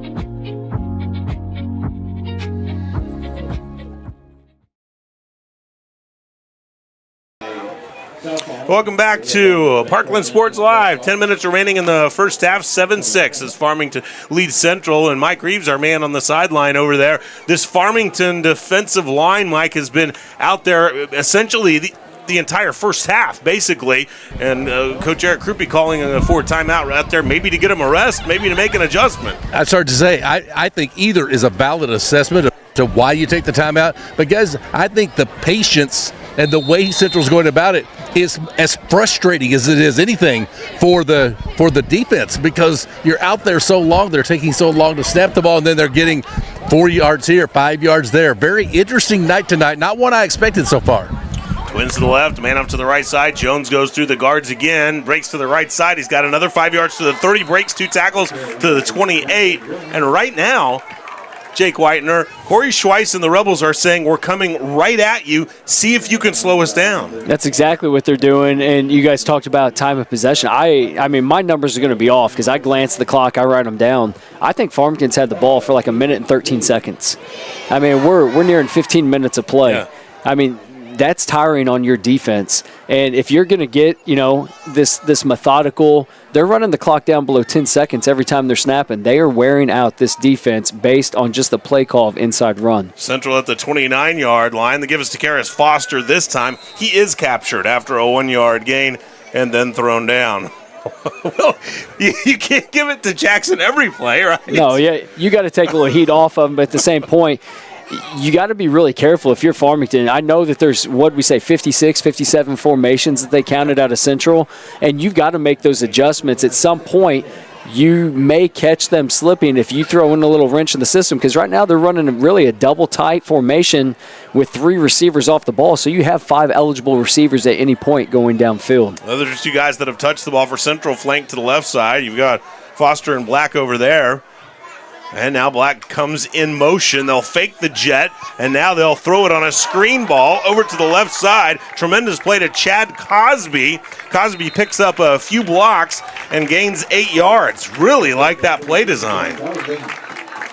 And that's one of those we just talked about. You're ready for formation. You know what they do, and then all of a sudden they give a jet sweep fake and backside off one of those either slot receivers or tight ends, sneaks out into your flats. And, Chad, I mean, this is what we're talking about. Right now, we are hitting the 14th play of this drive. I mean, we're on a system right now of time where they're about ready to near an extra 7 minutes of another drive here. I mean, at some point, if you're Farmington, you got to get this ball out of Central's hands. 3rd and 2, they're going to whip it over to Black on just basically a little flip in the backfield. Not going to be enough for a first down. But this is like Old Testament Corey Schweiss football. I mean, he told everybody earlier in the year, we're not the team from last year. And when Corey says that, you know he's got a playbook that's got multiple different opportunities and multiple different formations and schemes to throw at you. So a 4th down and a yard here. And Central's, well, you would think it'd be coming right at you right here. But this is going to be a fist fight in a phone booth right here with 22 men right at the line of scrimmage. And Jackson Jones gets it and slams it up ahead. He's got a first down and more, and he's still digging down to the 10-yard line. It's a QB sneak for 10 yards, and power football winning this drive for the Central Rebels. 12 carries already for Jackson Jones. He's at 67 yards rushing. That was formation student body right. Everybody goes out of the phone booth. Everybody insert a gap and just lead block. 7:23 and counting down. A 7-6 lead for Farmington. That extra point the difference, but Central driving this one the length of the field here. Jones gets it, jet sweep, hands it off. This is Barrett Henson attacking that left corner and spun down just inside of that 5-yard line. Zoner out there to prevent the touchdown, but a gain of 5. Henson with 3 carries and 20 yards rushing. And here's a 2nd and goal just outside of the 5-yard line. Actually, the nose of the football just right on that 5. Didn't they start this drive inside of the 10, Jake? Yeah, they were on the 8-yard line. So they're looking for a 92-yard drive here. 92 yards is going to take up most of the first half getting there. Jackson Jones in the backfield with Black. And a timeout now, whistled by Central. Let's step aside real quick. Central looking for the go-ahead score. 7-6 Farmington, 6:27 remaining in the second quarter. Back after this on Parkland Sports Live. Casey Cassidy grew up in our community, and as our state representative, she'll fight for our students' futures, for rural health care, and for each of her neighbors every step of the way in Jeff City. Find Casey Cassidy on Facebook to see where she stands on the issues. And don't forget to vote for Casey Cassidy for the Missouri House 117th District seat on November 5th. Paid for by Casey Cassidy for Missouri, Kathy Hopkins, Treasurer. Well, Central in the midst of what they hope is going to be a 92-yard drive and trying to melt over 8 minutes off this clock, perhaps, as Mike Reeves has watched the battle at the line of scrimmage right now. And, Mike, you're down on the field watching Central just really establish themselves in the trenches. No doubt they are, but it's kind of interesting. It's not your typical night where sometimes you can just watch the opponent blowing the other off of the line of scrimmage. It's very methodical the way in which they're doing it. And, guys, 3 and 4 yards at a time in football gets the job done. You get 4 plays to go 10, you go 3 or 4 every time, you got a chance, and they've been doing a great job of doing exactly that. Black in the backfield with Jones. Jones is going to take it off to the right side, off his right tackle, has one man to beat, puts his head down, and heads into the end zone. 5-yard touchdown run. Jackson Jones, his 2nd of the night, his 18th of the year, and Central leads now with 6:21 remaining in the first half, 12-7. Let's take a look at more power football on the touchdown run by Jones. One of the poise and the demeanor here is he breaks it outside. He sees a gap inside. It gets filled. And the determination of Jackson Jones as he bounces it out, he's not going to be stopped. Low tackle coming in, and he just powered through with high knees. What a tough kid. So Central is looking for the 7-point lead. If they can notch the 2-point conversion, they put everybody in front of Jones, and they're coming straight at Farmington, and they just take all of those blue jerseys and ride that blue wave into the end zone. 14-7, Central leading it, 6:21 remaining here in the first half. We'll recap the drive and head down to the field on the other side of this timeout on Parkland Sports Live. There's no better place for a night out than Four Towns in downtown Park Hills. They have delicious food, an exciting atmosphere, and the best outdoor patio area in the Parkland. Check out the menu and watch their Facebook page for live music and fun, exciting special events like their Halloween party and costume contest, Saturday, October 26th. Mouth-watering wings, calzones, sandwiches, and sweet desserts. It's Four Towns Brewery in downtown Park Hills. Hey, good to see that funny face at Roy Henson. Maybe he's over at Four Towns Brewery right now at the watch party, and we're happy that they're having that watch party over there at Parkland Sports Live. And Mike, we just saw that offensive front, and everybody just kind of collapsed the defensive front for Farmington right there. I sometimes believe that these players, regardless of sport, I think they have our feed in their headset, because I said, well, they've not just been blowing them off the line of scrimmage, and on the 2-point conversion, absolutely blew them off the line of scrimmage. So maybe they were listening and went, you don't think we can blow them off the line of scrimmage? Here we go. Absolutely. They just broke down that entire left side of the defensive line. And, Jake, I think you would agree, though, that's the look of a tired defensive front to me. Extremely exhausted. Nick Fowler kicks this one long this time, and it's taken by Kason McLean. He finds a little seam, and once again, Farmington with excellent field position. They'll start at their own 44. But, Jake, that drive not only 8 yards, but at 8 o'clock, it's exactly, I think, what Corey Schweiss wanted there. And by all means, I mean, whenever you can go 92 yards, there was a 15-yard piling on penalty involved there, but whenever you can go 92 yards and you can waste just under 8 minutes of clock off, I mean, you are running the Farmington schematics here. You are giving a little dose of, we're going to time management this so you don't have many possessions. You're going to have to make every possession count with what you have. Down to 6:13 remaining in the second quarter. 14-7 Central on top. McCarthy, the motion man, and they'll pull it out of the belly of Kason McLean. The keeper by the quarterback that time dry as he gains 3 yards. You know, the thing that, too, you kind of alluded to it, there was a penalty on Farmington to help in that drive. But if you're gaining 3, 4, 5 yards per play, what Central is not doing is they're not committing any penalties and putting themselves behind the sticks. Correct. And, I mean, I think they've only been behind the sticks one time. It was on a first down run that they lost a yard on. Just a yard, yeah. Yeah, but they've done a great job managing that 3 and 4 yards per attempt. So Farmington with a 2-yard gainer right there. They're taking a look at a 2nd and 8 from their own 46. McCarthy in motion again. They'll come back to the left side. McCarthy surrounded by blue shirts, puts his head down, but taken out of bounds for no gain right there as Central stayed home that time. You hear all the coaches, Jake, talk about how to defend the option, how to defend against misdirection sometimes, and they say play responsibility football. That's what Central's doing right now. It was alignment and accountability is what you have to do. You have to know what Farmington's got. They had nobody else on this side of the field, so if you're the corner and you have your slot receiver or your receiver going motion, you stay home. Unless you're running a man coverage, then you follow across. But if you ever play a man concept on a triple option team, you're going to be in trouble because you're going to be chasing guys all over the field. Dry hasn't thrown the ball yet in tonight's ball game, but he's back right here trying to throw it, and he slings it over on the right side and completes it to Jack Embry, his favorite target on the air. Embry with his 20th catch. You cross midfield, you got a 4th and 2.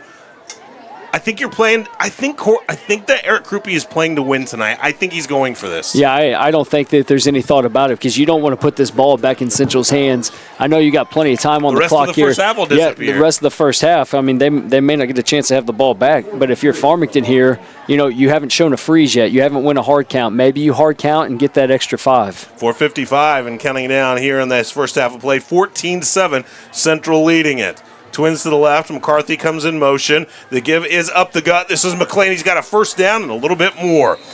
center of that offensive front doing its job that time for the Knights. Crawford, Fripp, Farrell, and company gave Kaysen McLean a little bit of a seam, and he got him a few extra as well. Yeah, and that's something with Kaysen. You know, if you need 3, he's going to try his best to get you 3. He's actually going to try to probably take it to the house if he can. He's not going to stop. Him and Jackson Jones have a very similar mentality when it comes to inside the white line of football. So you kind of rely on Kaysen as much as you can, but at the same point, a lot of people know you rely on Kaysen McLean a lot. Ball at the 44. Farmington moves the sticks on that 4th down carry. So 1st and 10 for the Knights. Knights down by a touchdown. 14-7 Central on top. 4:13 remaining here in our first half. And this is Kaysen McLean once again. He noses it just across the 40. A good gain of 4 yards for Kaysen McLean. And it just doesn't feel right to say this, Jake, but the last 2 plays were the first 2 carries for Kaysen McLean in this ballgame. Well, it's tough, though, because before those 2 plays, they'd only had it for, technically, I think 4 plays. I could be wrong on that. It's close because six plays total before he touches it. So, it's tough because you can't even get in your rhythm because usually in a situation like this, most offensive coordinators take Brett Dry's 57 one-play touchdown. Most guys script formations and calls just to see alignment. They haven't even got into their script yet. Here's a 2nd and 6 now, and here's a pitch as Rice comes in motion. And Rice is captured behind that line of scrimmage and dumped down there. Tremendous open field tackle by Brody McIntyre. No gain on the play for Rice. Brings up another 3rd and 6. I guess you could characterize it as long for Farmington. And this is one of those that if you're Coach Krupe or this offensive staff, if you're Coach Bird, you've thrown the ball twice, you have an interception, you have a decent grab by Jack Embry. Do you just roll Brett out? Do you try to pound it? I think you are in 4-down territory here, so all you need is half the yardage. So Dry barks it out. He is back to pass. He's looking down the field. He breaks the pocket. He has 2 defenders in front of him. Can he outrun them? He can. A first down for Dry and Moore all the way down to the 26-yard line. A gain of 14 by Brett Dry. He not only had 1 man, he had 2 men to beat to the corner, and he did it. Brett's one of those guys that's very deceiving. He's a long-legged runner, so it's very deceiving. But whenever he gets into that 3rd gear, he quickly skips 4th and finds 5th gear, which a lot of guys don't know he has. 4 carries, 81 yards rushing for Brett Dry. Of course, he went 57 on the first play from scrimmage. 2:24 and counting down here in this first half. And Central leads 14-7. Farmington switching the formation now. They'll run McCarthy over to the right side along with Zoner. McLean back in the backfield. And a timeout on the field as Central wants to take a look at that formation and talk it over. We'd like to thank Kim Hudson Realty, KimHudsonHomes.com, and Spokes Pub and Grill for rolling good times in Farmington as we step aside on the Parkland Podcast and Parkland Sports Live with Central leading Farmington 14-7. Kim Hudson is a real estate broker owner in Farmington with Coldwell Banker Holsey. Kim has been selling homes since 2004. She's a Farmington High School graduate and very active in the community. Whether you're buying or selling, she's there to help you through every step of the process. Check out Kim's latest listings at KimHudsonHomes.com or call 760-9789. That's 760-9789. Or email Kim Hudson at kim@ColdwellBankerHolsey.com. Let's head down to the field, and our man Mike Reeves thinks that he might have a pretty good idea why Central just called a timeout. Well, Jackson Jones had just made his way to the sideline, and he had it looked like just a little bit of blood on the right wrist. Nothing serious, but obviously you got to come out of the game till you get that covered. They taped it. They got everything covered up. You would have to think, if you're Central and you can take a timeout and not have to run a defensive play without him on the field, take that timeout and get him back out there. Dry pulls it out of the belly of Kaysen McLean at the final moment. A wizardly play for him right there. Gets all the way down to the 15-yard line. It's a gain of 11. This is kind of the Brett Dry drive right now. And you can rely on Brett, but the sad thing is, at some point, though, if they start sucking in, you got to find that 3rd phase. You can't allow him to take too many hits. You're going to need him in the second half to control this offense. So if you're Farmington, just try to get it to where you can find that 3rd phase. We're down to 2:01 remaining in the first half. A quickly moving game tonight, 14-7 is our score. Central leads Farmington. Farmington looking for that equalizing score here as they've moved the sticks once again.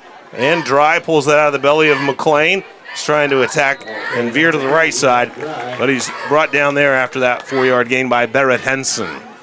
You know, it's a good job, by the way, that they're kind of formation in this, that they're not staying in one single package, because you're starting to see a little bit of movement off the central defense. And whenever you start to see defenses move around a little bit, you start to see that opportunity to maybe attack in a different spot because you don't have 8 and 9 guys stacked in the box against you. 1:32 and counting down. Farmington trying to play the clock game now a little bit with Central. And now here's a 2nd and 6. Dry keeps again, pulls it, looks for the 10, slams it forward, down to the 9. It's a gain of 3, bringing up a 3rd and 3. You know, and that's one of the hardest things when you get to a veer like that is you have that mesh point and that defensive end takes away the fullback. But when you get to that second phase, if you don't get to that middle linebacker blocking, there's no way to round that corner because your pitch man is taken out by your second read guy, and there's nowhere else to go. All you can do if you're Brett Dry is lower your shoulder and try to get some positive yardage. Down to 53 seconds in this first half as Farmington works just inside of the 9-yard line. Dry keeps it again, and he's met in the hole. Tries to shove his way forward, but 2 other tacklers converge around him. And Farmington now looking at a 4th and about a yard. What are you seeing down there, Mike Reeves? A yard and a half, maybe? As Dry. Let's call it a long one. You talk about patience tonight. Farmington in this drive, the clock's under 24 now. What a patient drive this has been. And the clock continues to roll down to 18, 17. 4th down for Farmington. They'll look to attack. They're in the backfield. A pitch to Rice. It's late. Rice looking for the left corner. Diving inside of the 5-yard line. It won't be a touchdown, but Farmington does manage a first down with 8 seconds left. And there's 2 positives that come off that. Number 1, they got the first down, obviously, or that drive's done. But number 2 is Rice got out of bounds. He stops the clock there, gives you time to get another play off if you're Farmington. Do you have to throw the ball here, Jake? You have 1 timeout. Is there time to run it? Yeah.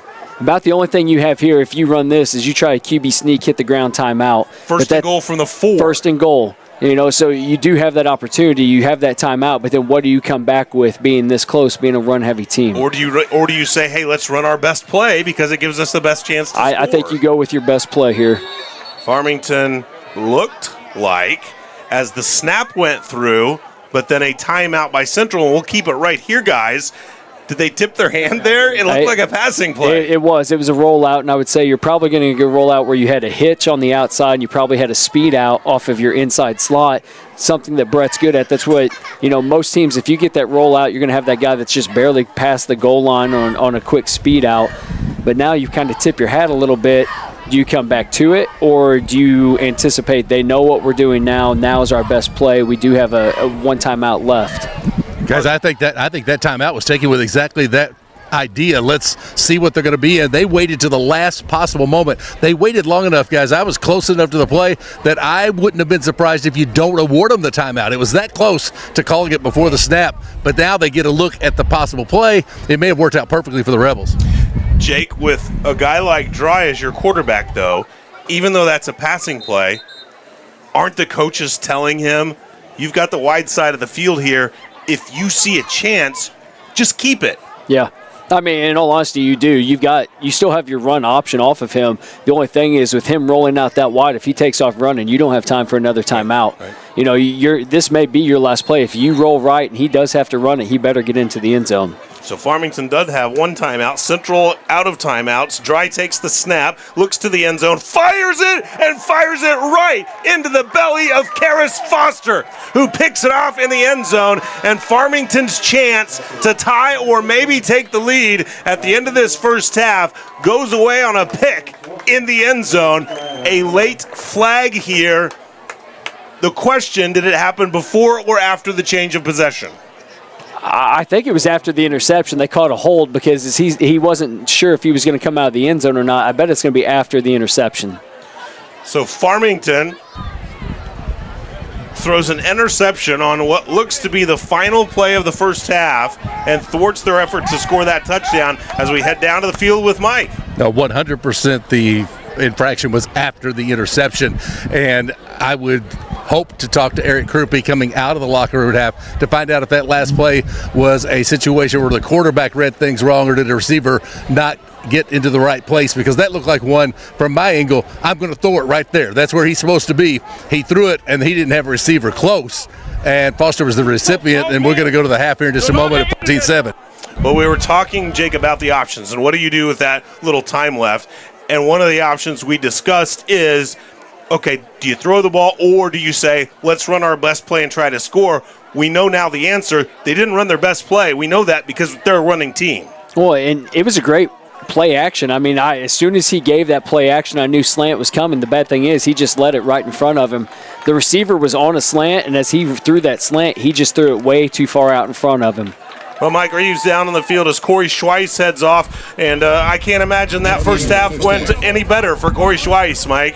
That first half go a lot like you wanted it to. Is that kind of how you map things out? Not the first touchdown run by them, but other than that. Yeah, I mean, other than the first play, I mean, we played pretty well. I mean, we made them drive it after that. You know, the first play, it's just hard to simulate what they do offensively with the speed, with the scout players that we got. So, you know, I think it just took us a while to get accustomed to the speed of how they do things, and they've got some good players. So, you know, hopefully we'll lock in now and play a little bit better in the second half. How proud of you are the execution up front and being able to run the ball against them like you have been? Well, I'm proud. I mean, that's kind of what we knew we had to do in order to be successful against them. So we challenged them, and so far it's been so good, but we know we got a lot of game to play yet. See you afterward. Thanks. Fellas, right back up to you. All right, great work by Mike. And if you are looking at how the seasons have gone for both of these teams, Jake, an interception on the final play of the half to preserve a lead fits right into the script of what Central has done the entire year. They have played close games. They have played games that look like that might not go their way, but they come up with a play to capture victories in games exactly like this. Well, I think there's a couple different facets of looking at this. I mean, you give that up, Farmington, you know, ties the ball game, takes the lead, you know, depending on what they want to do. You know, they could have tied it, they could have taken the lead had they scored on that slant instead of interception. I think the most crucial thing to think of is you're coming back now after your halftime adjustments. You have to kick the ball back to Central. You know, you've got to kick off because you received Farmington in the first half. Now Central gets the ball back. You didn't have a chance to close that gap and try to tie it up. You've got to, if you're Farmington's defense, you've got to settle down and play to strip the ball from Jackson Jones. You've got to win the turnover battle right now, because right now you're not, and that has been the costly endeavors of this team. The mistakes have came with 2 interceptions that have taken points off the board for Farmington. Think about how this whole thing has come together in the first half. Farmington scores on the first play, right? They're feeling great. Okay, so let's go from that moment forward. You've told us about a drive that lasted 8 minutes, and then let's take a look at the Farmington side. Interception, give the ball back, a punt muff, not to blame anyone, a weird circumstance, but Central gets the ball back to complete a 92-yard drive, and then an interception in the end zone on the final play of the first half. Like, it absolutely just lined up for Central. Now, they made some plays, too, to help make that happen. Yeah, you can't take any credit away from Central. I mean, they're doing their job. They're doing exactly what Coach Schweiss said. We expected this to kind of go the way we did, minus the first, Brett Dry 57-yard run. With that being said, though, I guarantee you this is not even close to how Eric Krupe and his staff drew it up. You don't expect to throw, 2 interceptions on your passes, one that could have tied the game, but then number 2, what a freak anomaly. When's the last time? I couldn't tell you the last time I've been in a varsity game where a muff off of a guy blocking 15 yards back from where the ball initially touches the ground. I can't tell you the last time I saw a ball hit the ground and roll back 15 yards without somebody downing it. And the fact that Isaac Owens did nothing wrong. He's engaged in case it's a return. He's on his block, and it just so happens to catch his calf and roll sideways into the Central's hand. So, I mean, it's one of those where if you're Farmington, you have to allude to the fact if we clean it up, we can win this ball game. If we clean it up, and by that, just number 1, get off the field on defense, something that Eric Krupe preaches. We've got to get off the field, defensively. We cannot withstand where a team is running, almost 2/3 of the first half is in Central's possession. We'll give you a little listen to that Rebel Marching Band. We'll take a break, thank some sponsors, and then we'll come back toward the end of halftime with more of your Southeast Missouri Mental Health halftime show. Jake and I will do a little math, break down the numbers, take a look at that time of possession, total yards, things like that. Southeast Missouri Mental Health, providing mental health services since 1903 right here in Farmington, serving over 350 patients with over 1,000 employees, one of the largest employers in St. Francis County and growing. Find out how you can become part of their family by scheduling an interview today at dmh.mo.gov or give Rick Pius, my man over there, a call at 573-218-6800 as we go to the half.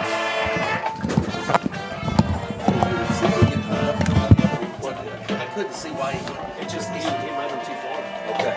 So he just too far. I mean, from here, it was a perfect slant opportunity. He RPO'd it, and when he came up,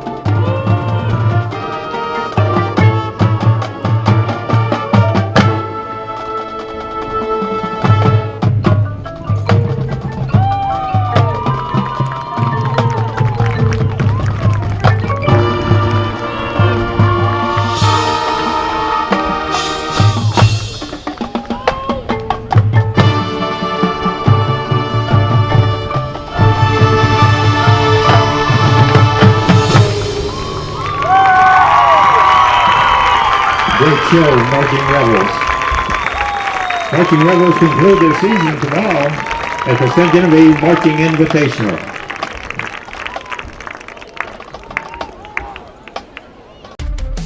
Ready to roll up your sleeves and dive into a hands-on career?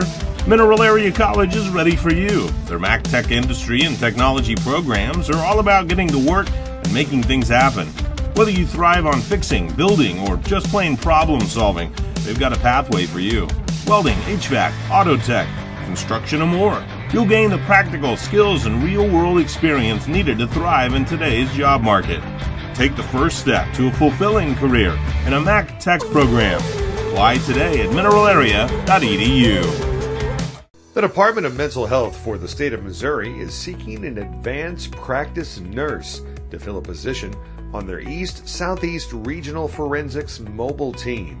This position includes daytime travel, a flexible work schedule with remote work options available, at a salary of $130,000 annually and tremendous benefits. This opening will not last long. To apply for the advanced practice nurse position or any other with the Department of Mental Health, please call 573-218-6800 or go to dmh.mo.gov. The state of Missouri is an equal opportunity employer. We celebrate diversity and are committed to creating an inclusive environment for all employees. Hi, I'm Robin Nagel, and I am the Executive Director at Serenity Hospice Care. I started at Serenity 17 years ago as a social worker, and I've just finished up my first year as a new director. It has always been a profound passion of mine to ensure that our patients are treated with respect, dignity, and most of all, compassion. At Serenity Hospice Care, our staff's number one priority is excellent patient care. I am honored to continue the mission and values that Serenity Hospice Care was founded on. For information about our services, please visit serenityhc.org. Here's what people are saying about Cornerstone Furniture in Park Hills. The best staff, knowledgeable and personable. The entire purchasing process was super easy from start to finish. Even the warehouse guy was professional and was able to magically fit an entire bed and 2 mattresses into my vehicle. Cornerstone Furniture at the corner of St. Joe Drive and Parkway Drive in Park Hills. Hi, this is Trent Quiava, owner of Cornerstone Furniture and Mattress, and we are proud to sponsor high school sports. Matt Stroud Excavating and Hauling has the equipment and know-how to get that job done right. They dig basements, ponds, lakes, roads, and clearings and haul in the rock. Check out Matt Stroud Excavating and Hauling's commercial work at Domino's in Farmington and Fredericktown and Leadbelt Motorsports. Call Matt Stroud Excavating and Hauling today at 701-3258. That's 701-3258. Kim Hudson is a real estate broker owner in Farmington with Coldwell Banker Holsey. Kim has been selling homes since 2004. She's a Farmington High School graduate and very active in the community. Whether you're buying or selling, she's there to help you through every step of the process. Check out Kim's latest listings at kimhudsonhomes.com or call 760-9789. That's 760-9789. Or email Kim Hudson at kim@coldwellbankerholsey.com. Hey, it's Mark Tody here, and you know there's no better place to watch the big game than Spokes Pub and Grill in Farmington. Chris and Dina Spence invite you out to enjoy the great menu and the fun atmosphere that Spokes always provides. For me, I love the burgers. The catfish sandwich is amazing. The pork chops are awesome. They have huge salads, and you should always leave room for dessert when you go to Spokes. Check out their Facebook page to see when your favorite band is performing. And as always, for rolling good times, it's Spokes Pub and Grill right off Highway 67 in Farmington. Hard work, know-how, and quality service are what make Reynolds Landscaping and Lawn Care better than the rest. They do lawn service, build retaining walls, fire pits, pavers, and so much more. And the best part is, they always finish the job. Check out Reynolds Landscaping on Facebook. Read the reviews and see for yourself. No job is too big or too small for Reynolds Landscaping and Lawn Care. Give Shane Reynolds a call today at 516-2387. That's Reynolds Landscaping.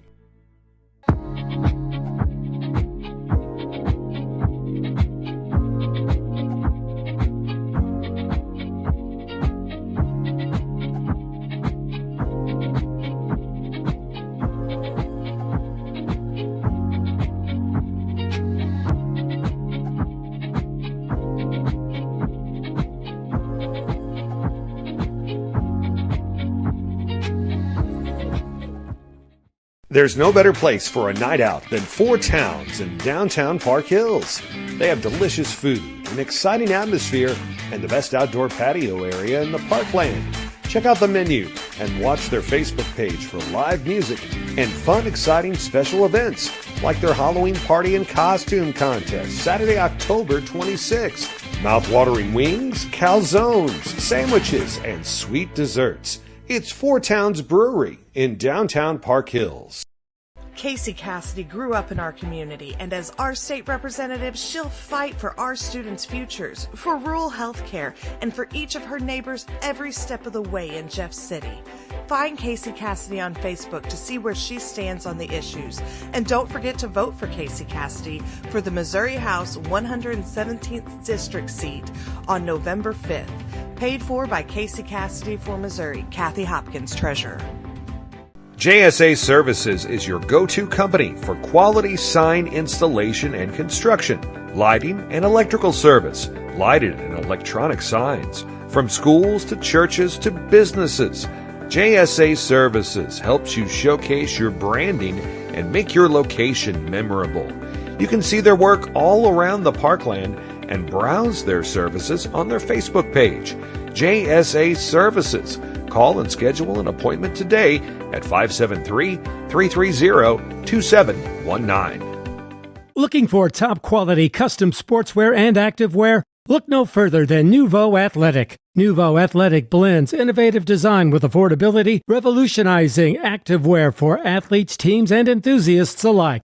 From affordable, high-quality team practice wear to specialty sublimated activewear, Nouveau Athletic has grown to become a leader in sportswear and the industry, especially in cheer. Nouveau Athletic, where passion meets quality in every stitch.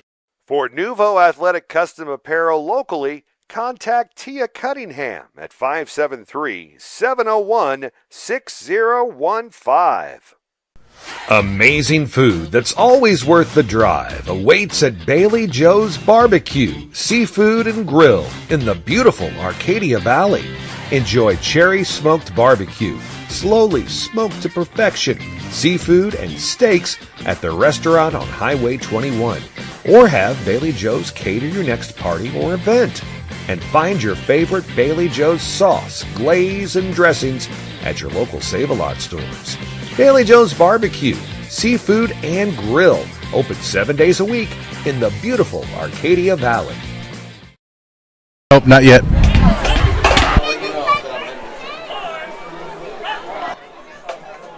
14-7 here at the half. Thanks so much for joining us for the Southeast Missouri Mental Health Halftime Show. We thought we'd have a close one, Jake Whitener. We do have a close one, 14-7, Central on top. Let's take a look at the numbers now, and we'll go ahead and start with the Central Rebels.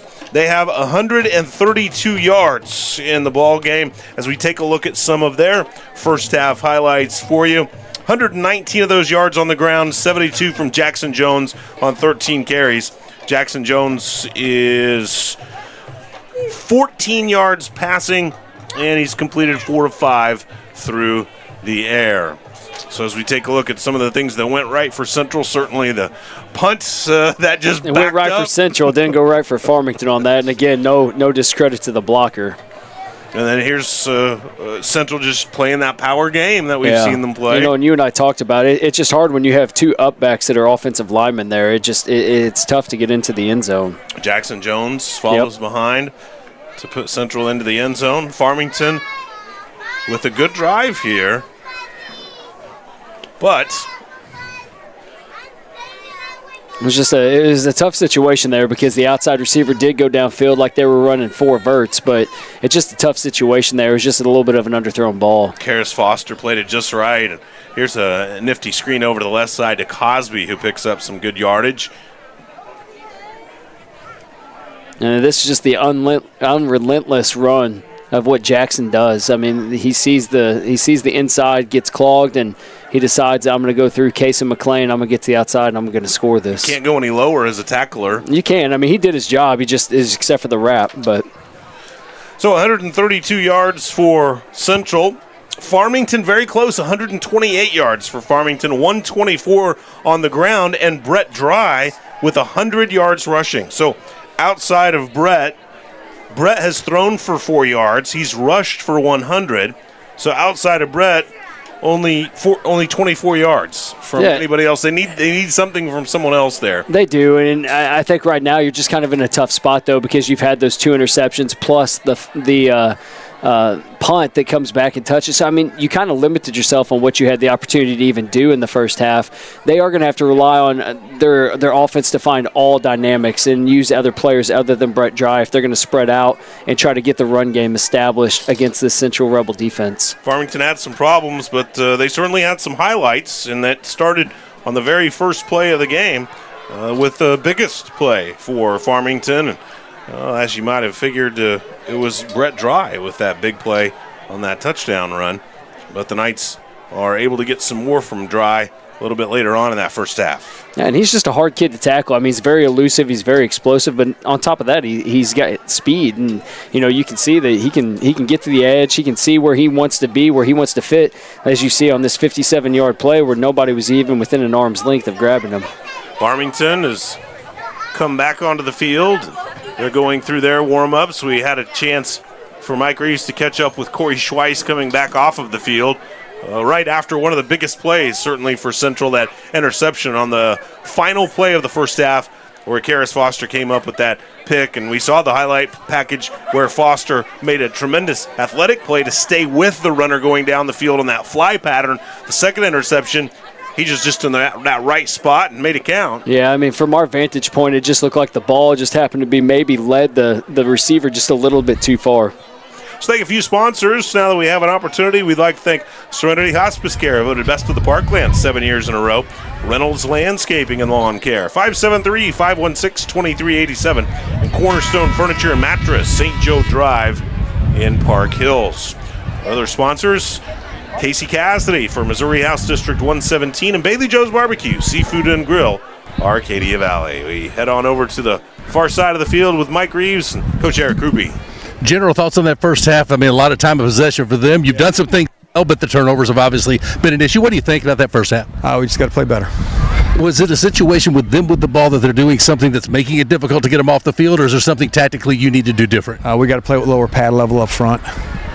In terms of your offense, are you happy with where things are in general? You moved the ball. A couple of interceptions have hurt you. Well, we just got to finish drives. We will talk to you after the game. Yep, sounds good. That is the head coach of the Farmington Knights, Eric Krupe. Guys, back up to you. All right, thanks a lot, Mike. And thanks so much for joining us on Parkland Sports Live, our final broadcast of the year in football. And go ahead and check in with the Parkland Podcast and Parkland Sports Live as basketball season approaches, as we will have some select basketball games on the air for you as well. Jake, you mentioned it kind of before we went to that halftime break. As so many things went right for Central in that first half, they get the ball to start this second half too. Not only did they get the ball, but you and I, we went through and checked the numbers. For over 16 minutes, Central had the ball.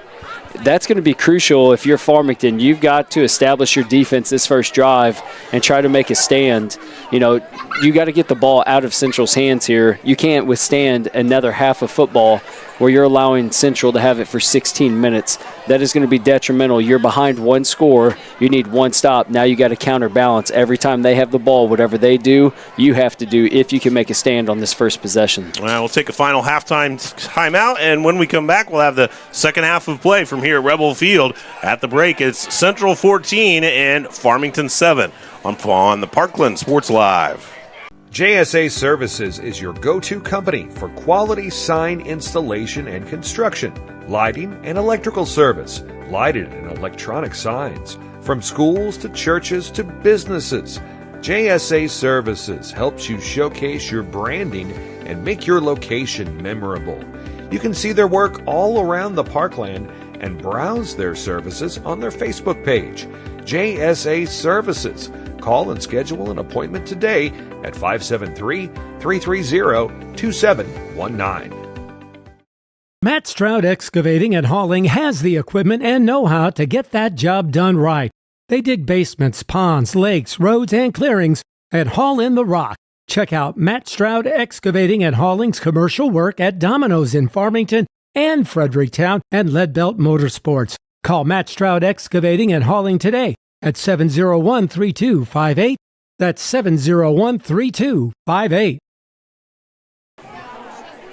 Thanks for joining us for the Southeast Missouri Mental Health Halftime Show. Time for our second half of play. Karis Foster back to receive deep. And I'll tell you what, Jake, Karis Foster's making a pretty decent bid here early for the Mineral Area College MAC Tech Player of the Game on a couple of big defensive plays. Yeah, I mean, defense is winning the game right now. I mean, for Central, they haven't had to do a lot offensively except for control the clock and control the ball, keeping it in their possession. They're winning the turnover battles, which has been the crucial part of this ball game. I'd like to thank some of our sponsors, like JSA Services, quality sign installation, construction, and lighting, Nuvo Athletic, Representative Tia Cunningham, and BetterHelp.com, The Barn. And we want to say hello to the folks over at Four Towns Brewery, having a watch party at Four Towns Brewery. Thanks for being a sponsor of the Parkland Sports Live. Farmington to kick it away from our right to our left. Karis Foster, the deep man for Central. And this kick is a short one. Goes to an up man and a fair catch by Central. Obviously, an instruction that was followed as Jonathan Boyer secures the football for the Central Rebels. I think it's early to say because you just kicked the ball off, but this is the Staples Center right now of what you're going to produce in the second half.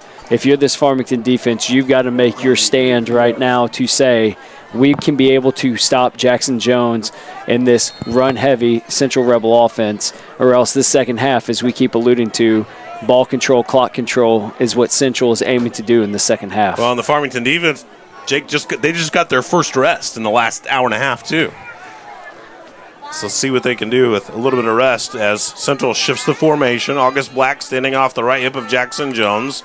They'll come with the jet sweep now and put it in the belly of Henson.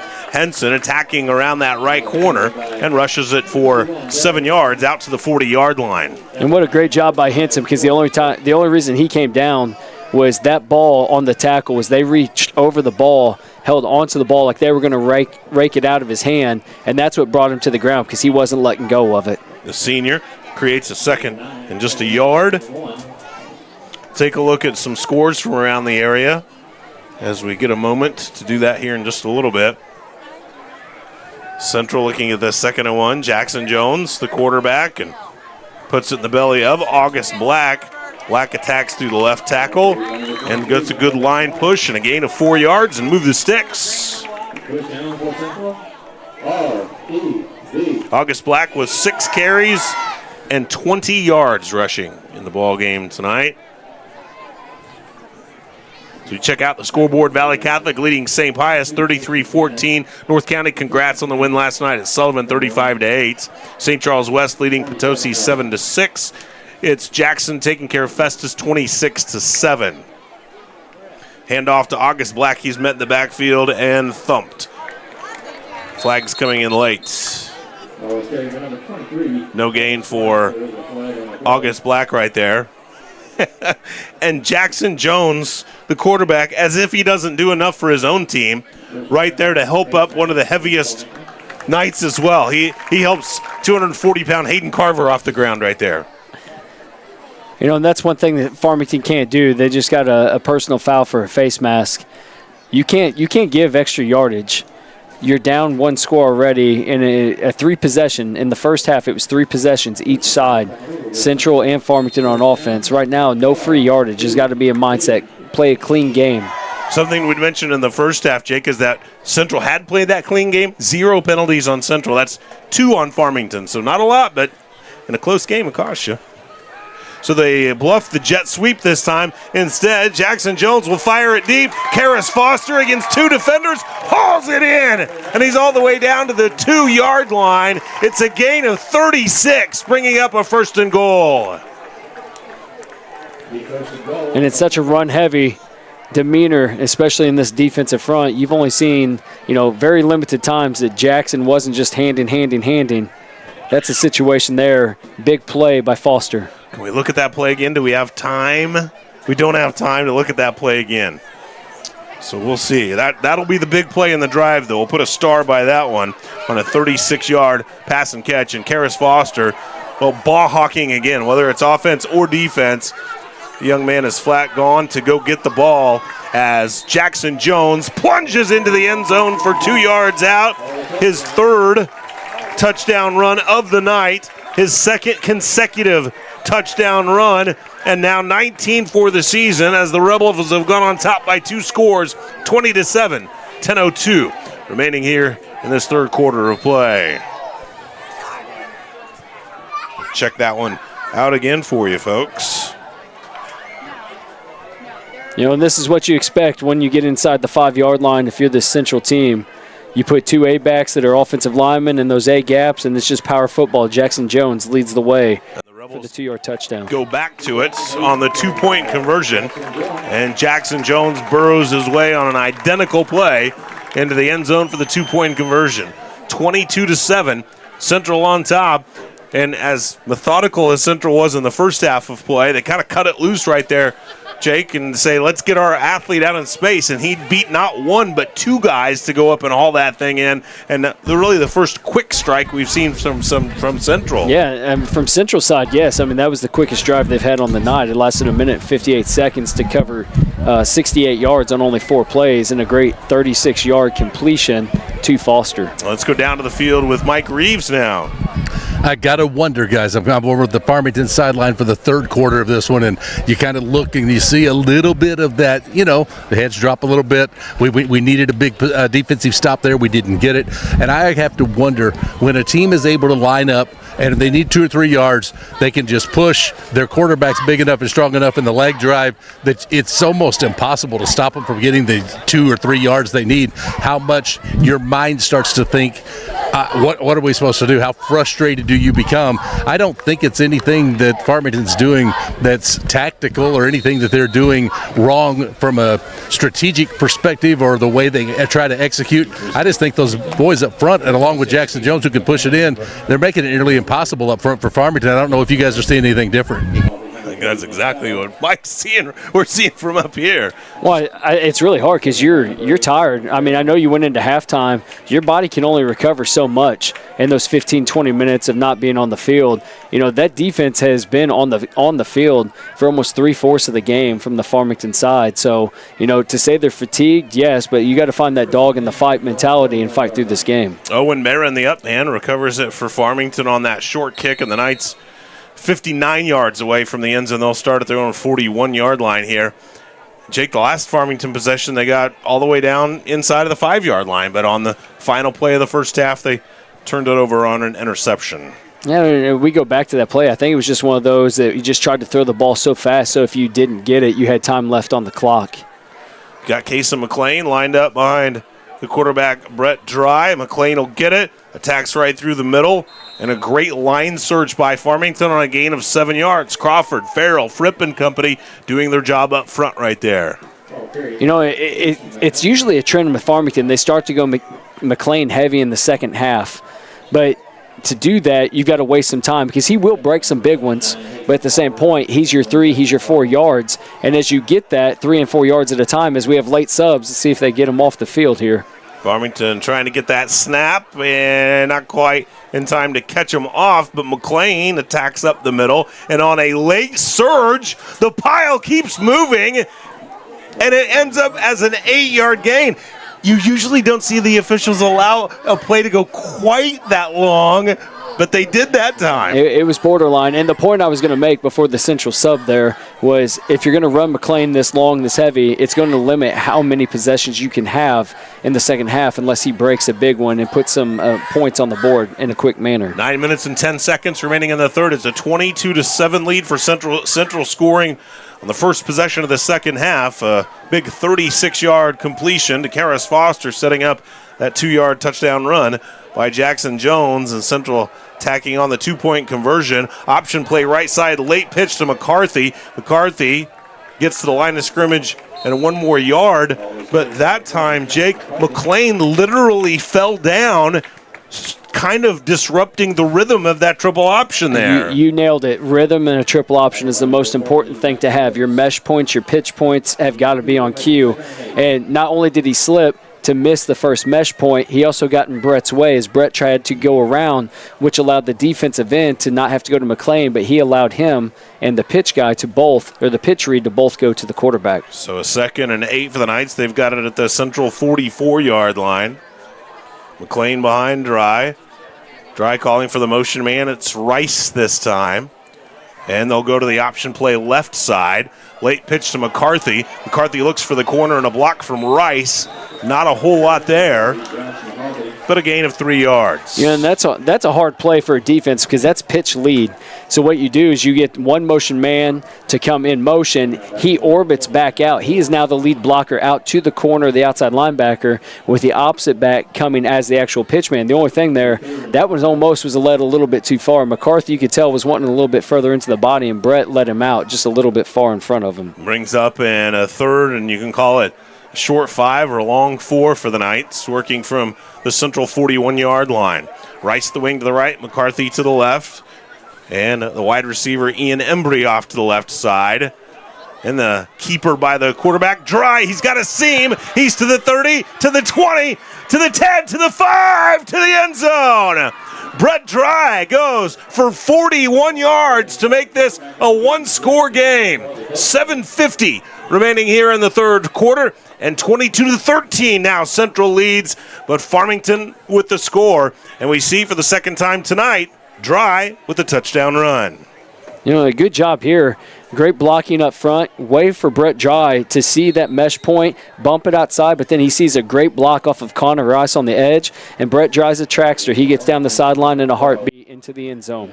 So Dry, on his first carry, goes for 57 yards, and on his first series here of the third quarter, he goes for 41 yards, and the score, as the extra point, sails up and in. 7:50 remaining in the third. One-score ball game, 22-14, and let's head down to the field with Mike Reeves. That block on the edge from Connor Rice was huge. Now, the speed to turn the corner. We talk a lot in this game about angles, and if you can take somebody out of bounds by having angle. He outran an angle at one point on that play, but I love the block, and I love, Jake, that you noticed it up there. That's an unsung part of a play like that from a fan perspective. Not from the coaches. They know all about it. They're going to make note of it, but I think that was a must-have drive for Farmington, and it gets them right back in it. The Knights are within that one score now, 22-14. And the kickoff upcoming as we thank a few of our sponsors now. That way, let you know to join Mark Tody and Jason Lowry on the Parkland Podcast every Monday morning. And they cover local news, sports, events, and birthdays every week, plus the most interesting and compelling interviews. Check out the Parkland Podcast on Facebook and YouTube. All right, so we had a couple of quick strikes here. This one's moving a little bit faster than the first half did. I think the halftime adjustments are working for both sides, but now defensive battle. Who can make the stand or who can win the turnover battle in the second half? Ian Zoner to boot it away for Farmington. And instead of Karis Foster deep, they'll put Barrett Henson back there as the deep man this time for Central. But it's a short kick and taken by the up men. Both teams have done this all night long as Brody Pigg hauls it in. And Central will start at their own 35-yard line. You know, what a trust factor there. That Brody Pigg being a freshman, being the guy that's got a fair catch that ball and knowing that you got 3 or 4 Knights running down. If you drop that, a little bit of pressure put on the freshman, but good job by him. How about the job by Rush Schmidt, Jake, at DeSoto? Looking for a winning season up there. They lead 36-0 over Herculaneum right now. Tip of the cap. By all means, he's doing a great job, phenomenal job with those Dragons. Central with Jackson Jones operating this offense in the backfield. They'll give it to Barrett Henson, and the ball is loose. But I think Central covered it up. Indeed, they did. There were 2 Farmington Knights right there, but they were able to cover it up. Max Woods hopped on top. And what a great job here. You can see the handoff, and as he's coming downhill on contact here, handoff in, and contact by Casey McLean, driving his feet, helmet on the ball, popped it out. Great job by Casey McLean. And a great job by Max Woods to cover it up for Central and get that ball back for them. That felt like it could have been a turning point. The jet sweep to Foster. Foster looking for that left corner, but the left side corner back holds firm. It's a first down plus, but a flag all the way back at the line of scrimmage. It was going to be a gain of 18 yards for Central, but the first penalty going against the Rebels going to be a costly one. And that's not something you expect. I mean, after a clean first half, there was no turnovers by Central, there were no penalties, and you got both of them in back-to-back plays here. Great work by Jacob Towers, giving us an extra look at that fumble by Central. That's what I was going to say. We said great job, Casey McLean, great job, Woods. No, we didn't have enough time to say great job, our Mr. Towers. Too, yeah. So Central going to scoot back 10 yards on that one, but in reality, kind of a 28-yard penalty there. And that's tough. I mean, you've done some stuff that you can get these explosion plays to get up and down the field, but when you have double sticks and then some, it gets a little bit tough for your offense to know exactly what you have to have over these next three plays. Yeah, second and 22, which is just a situation Central's not been in all night long. They'll run the motion man over and then flip it to Karis Foster. He tries to attack from that wingback position and then tuck it up inside. Is that a forward pass, Jake? Yeah, it is. And you have to be careful, though, because if you have any plays to set up off of that, if you catch and shovel forward, it is an incomplete pass, but you cannot do anything else down the field. So if you shovel that ball forward and then he goes to halfback past that, it's actually 2 illegal passes if you sling that. Obviously, Coach Schweiss and those guys know that, but that's one of those things that a lot of people don't see on the field. Anytime you're going to throw that ball again, it's got to be a handoff. A little shovel pass. It's a little bit like what the Chiefs run with Kelsey, running him kind of off that tight end or H-back position. And now a flip to the left side to Foster. Just a short pass off to his wing-back position on the left side. He's able to run it out there for a 4-yard gain. So, a few wrinkles there. An opportunity to get an athlete into space, but yet you're not risking a whole lot with running that stuff either. No, you're not. And I mean, that's something they're used to. The old screen game was something they lived on for 7 or 8 years on this offense. So, but it's also something. It's your new style of the old sweep you used to give out of the backfield. It just gets to the edge a little bit quicker. So Central going to line up in the offensive possession. They're going to get a false start, and then you would imagine Jackson Jones will take a few steps back and punt this one away. Now the usual return man, Tatum Tinsley, not available tonight. And so for Farmington, they'll have Coy Fripp out there returning the punt, but an opportunity for Farmington to get some good field position here. And they'll have to be careful with Coy Fripp. He's got some speed on him, so if he can get to a corner, he may be gone. The punt or the snap was rolled back to Jackson Jones, and I'm not sure exactly how it happened, but he managed to punt it underneath the hands of the oncoming rusher and got it away, and it rolls all the way down near the Farmington 30 in a play that could have been absolutely disastrous for Central. They get about the best outcome out of that as they could have hoped for. And I don't know how he did it because Colin Winch was right there. He was right there with his hands outreach. I mean, it's almost like he kicked right around his body. And here's what it looked like, Jake, as that snap rolled back to him. The bad snap didn't even get out of his hands, and the hands, I mean, he did. Colin Winch came from the right, luckily from our defensive right. If he would have came from the left side, that ball was right into his belly button. St. Genevieve in a good battle at Caruthersville. Caruthersville leading them 14-13. That one at the half. So Farmington with an opportunity, well, maybe to tie this one up now. They need a touchdown and a 2-point conversion. But the Knights had a good touchdown drive the last time they touched the ball. They run the option this time. The pitch is to McCarthy, but he is wrapped up right at the line of scrimmage. Terrific job at every level that time by that defense for Central. They thwarted every chance along the way as Chad Cosby ended up making the play. So that time Dry didn't like what he saw on the first give to McLean. He didn't have an avenue to run through himself. And by the time the pitch got there, the Rebels defense had already sealed off the outside. So 2nd and 10. This is one of those where Farmington doesn't ever get too fancy, but don't be surprised if they do have one play kind of hidden up their sleeve for Central. And now here's a quick pass to Embry on a hitch route, but Embry spins and loses the football and is taken back away by Central.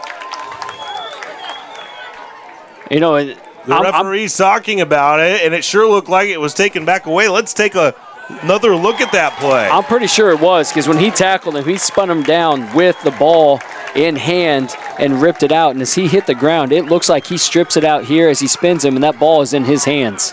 A fumble, yeah, and it is indeed recovered by Brody McIntyre. So, in essence, Jake, the fourth turnover to the game for Farmington. Well, not only the fourth turnover, it's one thing if you get a turnover late, but you only had the ball for 56 seconds there. You know, so you did nothing to keep your defense off the field after that situation, and you're right back at it. Now you got to win the turnover again. You need a turnover from your side if you're this defense of Farmington. Jackson Jones, student body right this time. He's hit, but he plows forward for a 3-yard gain. Doesn't it just feel like Central's night? They just had a punt literally roll back to their punter, and then he kicks it underneath an oncoming blocker, and it rolls all the way down to the 30.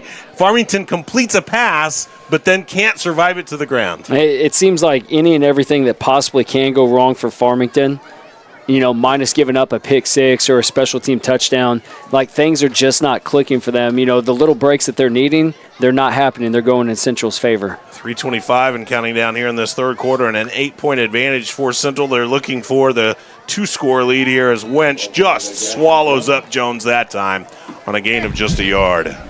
But, Jake, with everything that you just said, and Chad, you're right about all those, if Farmington could get out of this without giving up points, all those things you say, and it's still a one-possession game. That's the remarkable part. If you're looking at it from a Farmington perspective, you're still in this despite all the mistakes and all the things that have gone against you.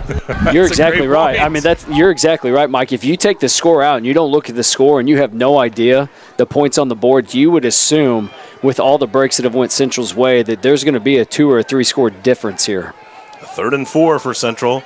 They've kept it right between the guards, but this time they'll give it on a jet sweep to Barrett Henson. He's looking for the corner, breaks a tackle, noses forward just across the sticks.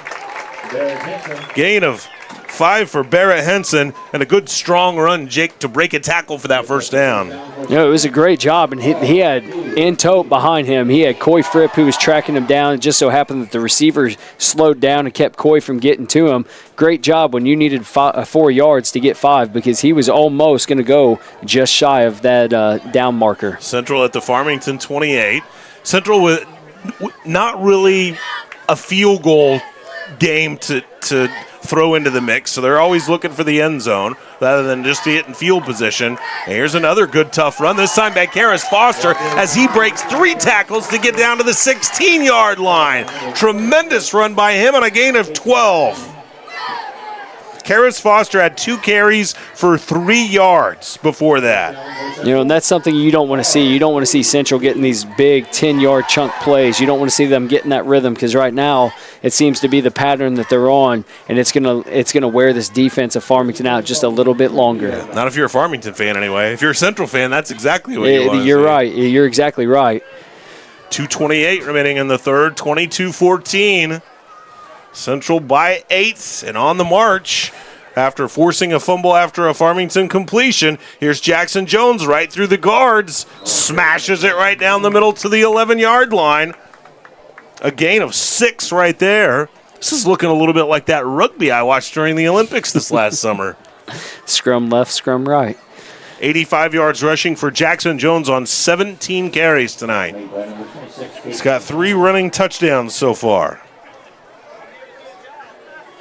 And a 2nd and 4 for Central. They've got it at the Farmington 11.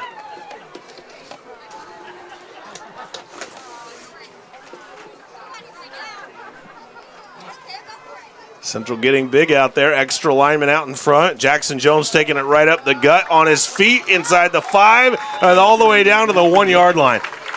That's power football at its finest right there, my friends. And you can just start overwhelming. To see, yeah, I was going to say, you can start to see kind of that daunting task ahead of, you know, the Farmington defense right now. Central's offense is just trucking along, and you can kind of start to see that wear and tear starting to set in. 4 giveaways by Farmington tonight. Could be their undoing. If they are not able to come back, that's what you'll probably point to.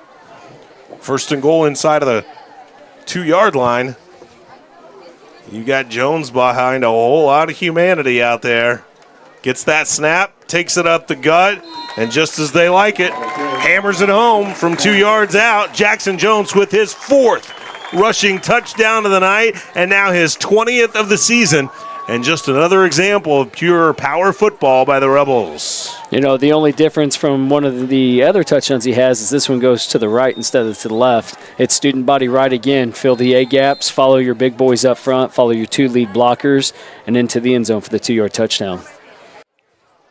So the Central Rebels go back on top by 2 scores, 28-14. And now they look for that 2-point conversion again. And why go away from whatever's working as they try to slam this one right up the middle, but it's a false start by Central here. That'll cost them 5. And here's what I was going to say. They're very close in that backfield set of when Jackson snaps that ball for him to be in motion going downhill. You can be in motion, but you can't be going towards the line of scrimmage. And I've watched him a ton tonight that every time he claps, he lunges.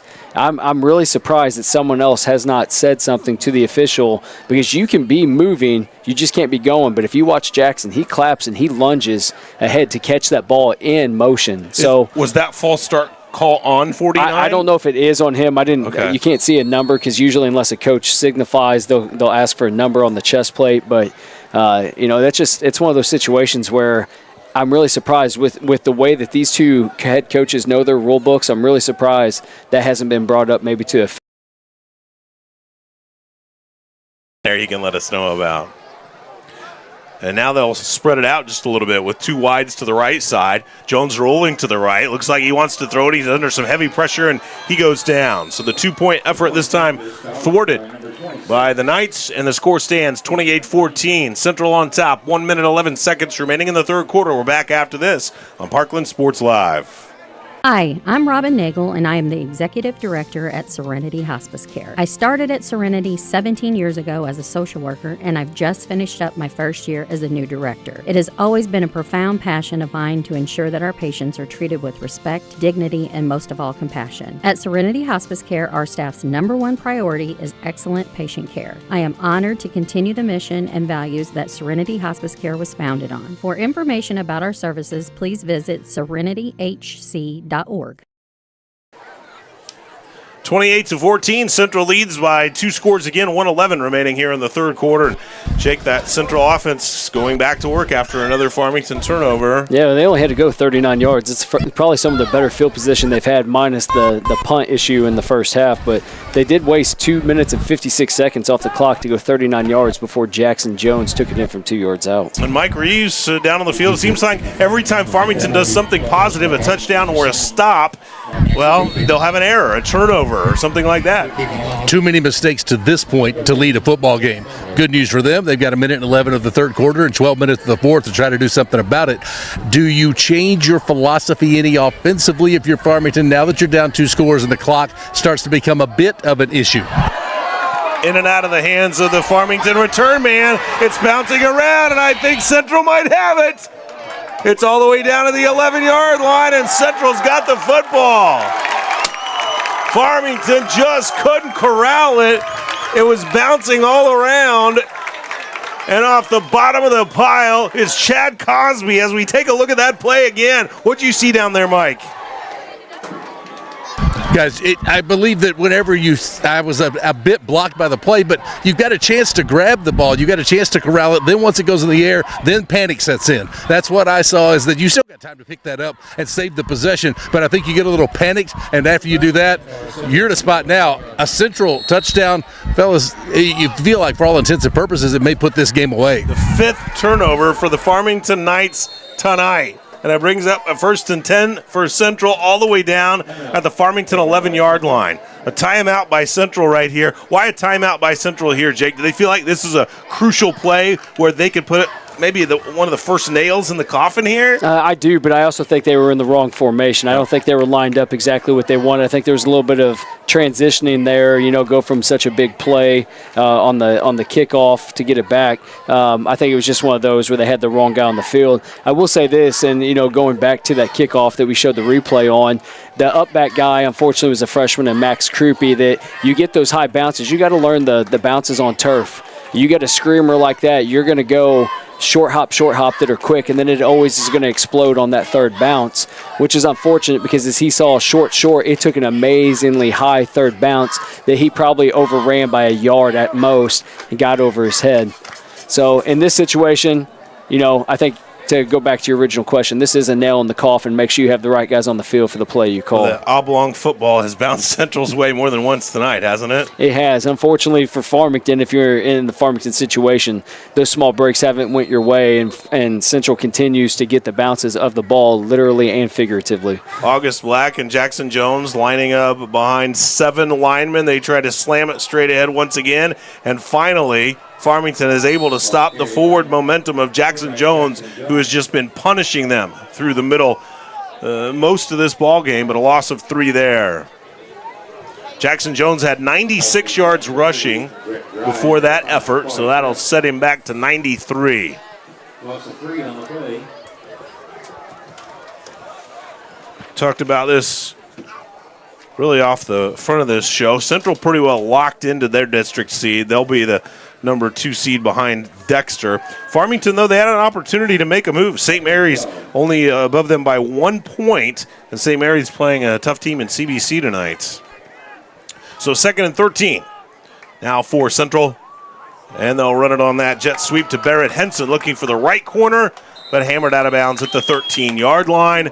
Coming up to make a good stick right there was the quarterback and also cornerback Brett Dry. Maybe a yard for Henson right there. 7 carries, 35 yards for Henson.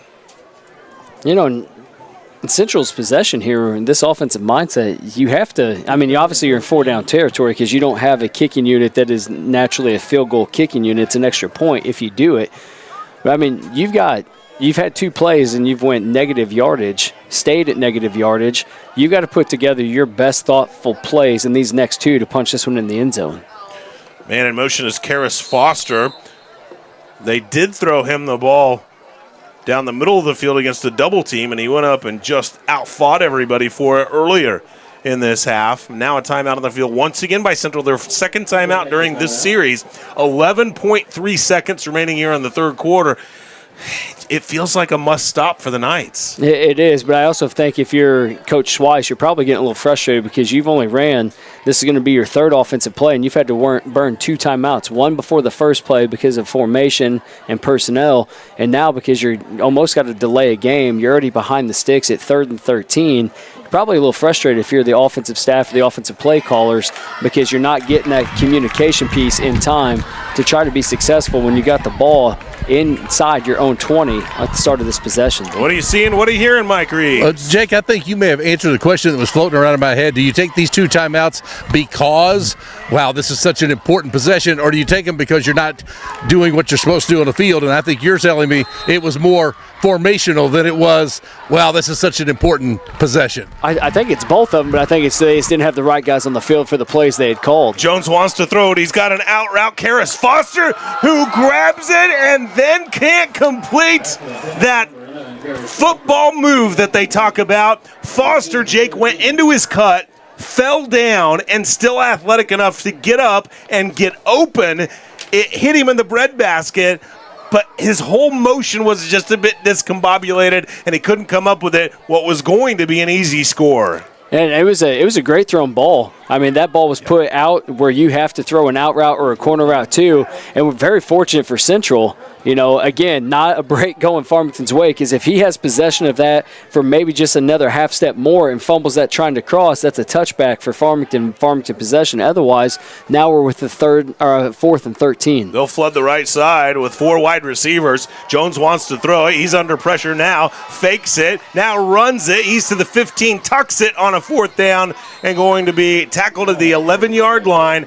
And so Central will give the football back to Farmington exactly where they started this drive, at the 11-yard line as we go to the 4th quarter. 28-14, Central on top. Farmington football when we come back on Parkland Sports Live. Hard work, know-how, and quality service are what make Reynolds Landscaping and Lawn Care better than the rest. They do lawn service, build retaining walls, fire pits, pavers, and so much more. And the best part is, they always finish the job. Check out Reynolds Landscaping on Facebook. Read the reviews and see for yourself. No job is too big or too small for Reynolds Landscaping and Lawn Care. Give Shane Reynolds a call today at 516-2387. That's Reynolds Landscaping. Well, what we termed, Jake Widener, as a must-stop possession for the Farmington defense, they came up with, but they start the fourth quarter now down by 2 touchdowns, 28-14. They'll start it at their own 11-yard line, but for the Knights, Jake, 4 turnovers. They've got to play a clean quarter if they want to win this football game. They have to, and Mike asked this earlier. He goes, do you change your offensive strategy? Right now you have to. You've got to have 2 possessions that are scoring possessions to tie the game unless you go for a 2-point conversion in one of those situations and are successful. So in this situation, over 12 minutes, you've got to find the end zone twice while allowing Central, from your defensive standpoint from the Knights, not to get into the end zone. Well, we see twins to the right side. McCarthy is split wide. Ian Embry inside of him. They'll run McCarthy into the backfield now, and he gets it plowing near the 20-yard line, so a good gainer by McCarthy right there on a gain of 9. McCarthy had run the ball 5 times for only 17 yards to this point in the ball game. And Kaysen McLean, Jake, 4 rushes for only 24 yards. And for McLean, it's not so much the yardage, it's just the fact that if he isn't running the ball more than that, Farmington usually isn't into their rhythm as an offense. But now they've got it. And here is a chance for Josh McCarthy in the open field, the fastest player on the Farmington team, and Central will not catch him. An 81-yard burst by this sensational sophomore, and he's put the Knights right back in it. I'm not sure. I mean, our 10-second replay, do we get to cover all of that from that entire go? Here it is. I mean, McCarthy finds his gap to the outside. He has a great block off of Ian Zahner on the outside. He's down the sideline. He high steps about the 30-yard line to make sure he can't get him. What a great job of explosion off of this sophomore. Whew. Well, that 26 yards, Jake, just turned into 107. And McCarthy gets the score. His 6th rushing touchdown of the year. And now Farmington's looking for the extra point. Snap is there. The hold is down. The extra point sails through. And it feels a little bit different right now. 28-21. Central leading it. But a little momentum on the Knights side now. 11-14 remaining in the 4th. Back after this on Parkland Sports Live. Hey, it's Mark Tody here, and there's no better place to watch the big game than Spokes Pub and Grill in Farmington. Chris and Dina Spence invite you out to enjoy the great menu and the fun atmosphere that Spokes always provides. For me, I love the burgers. The catfish sandwich is amazing. The pork chops are awesome. They have huge salads, and you should always leave room for dessert when you go to Spokes. Check out their Facebook page to see when your favorite band is performing. And as always, for rolling good times, it's Spokes Pub and Grill right off Highway 67 in Farmington.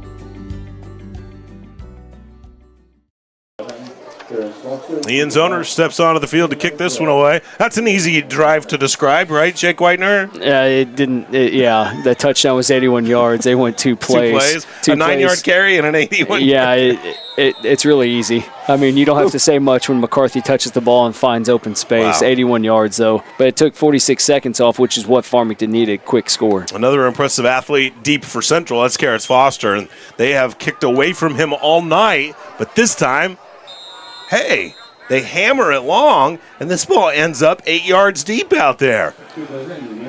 Well, Mike Reeves, has the demeanor changed a little bit for Farmington? They get the huge defensive stop with Central taking over the ball at the 11-yard line, and then they get the huge play to get back in it here. Well, everything changes so quickly in all of sports, football, no different. How many times do coaches tell us, how do you deal with adversity? It's going to happen throughout the night. Well, Farmington has probably dealt with it more than most teams will on any given night.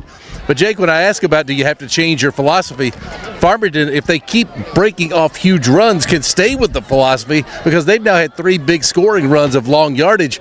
They hadn't had to resort to going in the air, but this defensive sequence or the offensive sequence for Central, huge in this game. They fake the jet sweep. Jackson Jones keeps it and rushes it forward for 3 yards. Mike, to answer that a little bit more in depth, if you can break a big one like that, you can go right back to what your offensive strategy is. But if you're having to milk the clock, you may have to revert to some of your faster outside plays, your screens, something a little bit different. After you only go 2 plays and you get an 81-yard touchdown run that takes 46 seconds off, you don't have to change much. Now you just need to up your defensive game. 10:43 and counting down in the fourth quarter, 28-21. Central leading it here. Rebel football, they get a good seal block right there, but Barrett Henson's wrapped up at the 26-yard line. Farmington fills the play well from there. And Coy Fripp coming over to help out. It does bring up third and manageable. 3rd and 3, though, for Central. This is what they like. Henson with a gain of 4 there. 8 carries, 39 yards for him. We haven't seen Central go backward very much in this ball game, just a couple of times. Got a 3rd and 3 here. Jackson Jones going to be the main man. He takes it up the middle, and he's got a seam, and he's to the 50, and now the 40, and to the 30 and the 28-yard line. But this one, Jake, might be coming back. Yeah, the flag was thrown late, so I don't know how late it was. Well, it's a hold. And let's see if we can detect that hold as the flag, get the replay the flag from Jacob came Towers. in just a little bit late here, but I don't know if it was on the inside on number – it was right here on 51, I think. He hooked him right on the edge. He started to roll the edge and got his right hand out. Center Caden Boren right there is what you saw. Yeah, I mean, it looked like the defensive nose was coming through, and he just stuck out his right hand and maybe held him up just a little too much. Jake, we talked about this earlier, the fact that Central hasn't been penalized very much tonight, but they were penalized on an 18-yard gain earlier, and on this play, 40. They're penalized on a 48-yard gain. Yeah, and that's just something you can't have, and especially right now to set yourself behind the chains when you're deep in your own territory. So penalty against Central cost them a huge gain on that play. That's as well and as big of a seam that we've seen opened up for Jackson Jones tonight. Peeled it right open. The offensive line did a great job, except for that one mitt that was stuck out there. They'll bluff the jet sweep and now look for an out route here on the near side. Oh, but just couldn't be caught. Max Woods in and out of the belly right there. And this puts Central in a 4th. And Farmington trying to turn this game quick here. Correct, and very similar situation, but on opposite end of the field in the last quarter was the punt that, they had an almost blocked punt. So hopefully long snapper and Jackson Jones are in connection here to get this punt. Coy Fripp, the return man. Jones, the punter. They rolled it back to him earlier. This time, snap is good, but the punt kind of goes off the side of his foot. He shanked it a bit, but still manages to come up with that central hop. It's that Rebel Field bounce for him right there. Farmington, though, will start this drive in Central territory at the 46-yard line. Farmington looking for that equalizer. 10 minutes, 10 seconds remaining in the 4th. 28-21, Central on top. But we just saw Farmington last time out go on an 81-yard touchdown jaunt, courtesy of Josh McCarthy. And the Knights now have 2 100-yard rushers in the ball game. Brett Dry with 141 and Josh McCarthy with 107.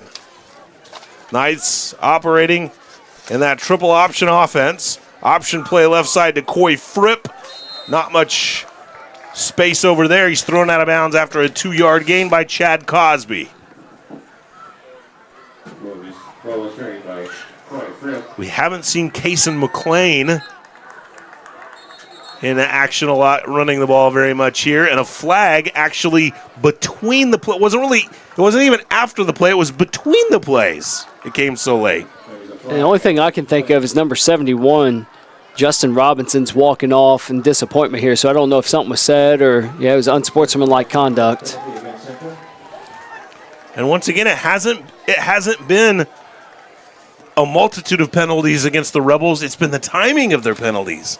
Yeah, and that one's not a good situation. You had Farmington on the 45-yard line after that punt that kind of came off the side of Jackson's foot, and then you give them an extra 15 yards after a 5-yard gain on first down. You can't give bonus yards in the fourth quarter in a one-score ball game. 10:05 remaining in the fourth, 28-21. Central leading here.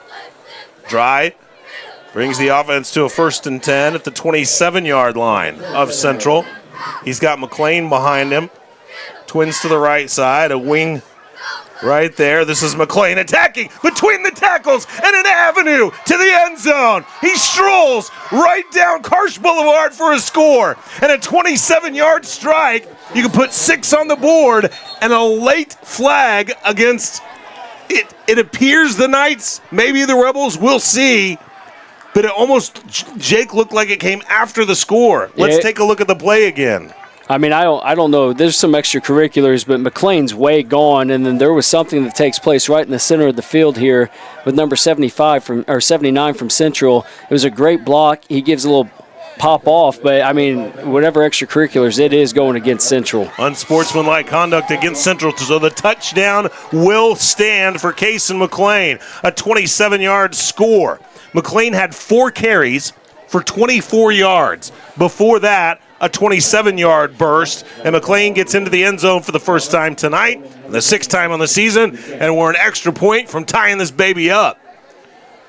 Here's Ian's owner. Looking to swing that right leg and find the equalizer. Central had a 2-score lead just a couple of minutes ago.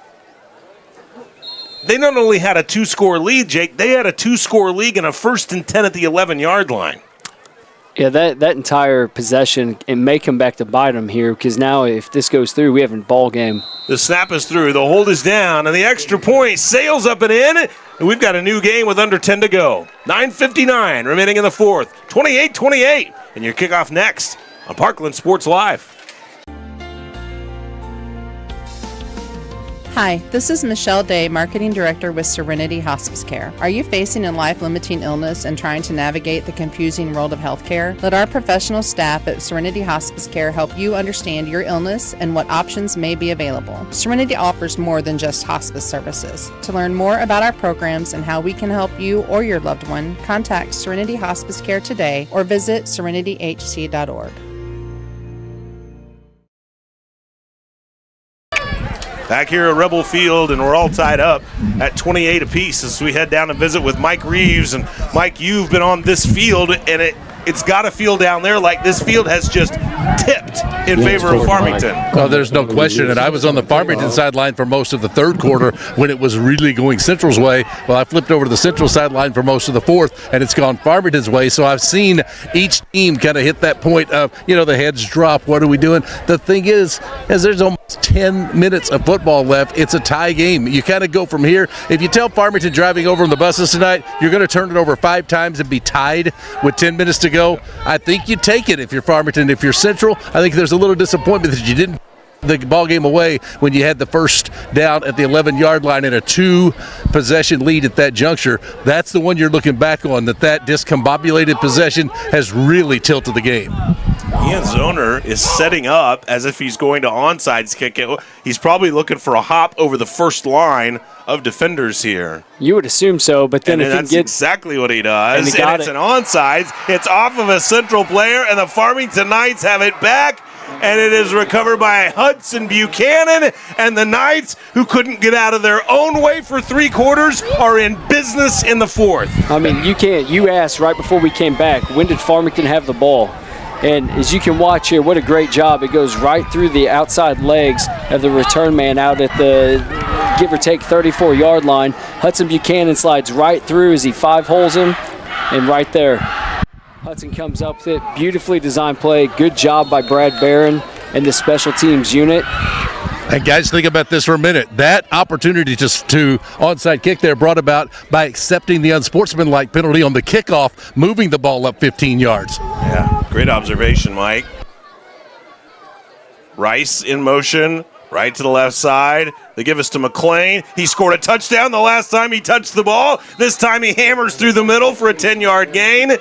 And Jake, this whole thing turned after Central went up 2 scores, then kicked off and got the ball 1st and 10 at the Farmington 11-yard line. The Knights came up with a defensive stop, and ever since that point, it's been a different game. Well, this entire fourth quarter has been a different game.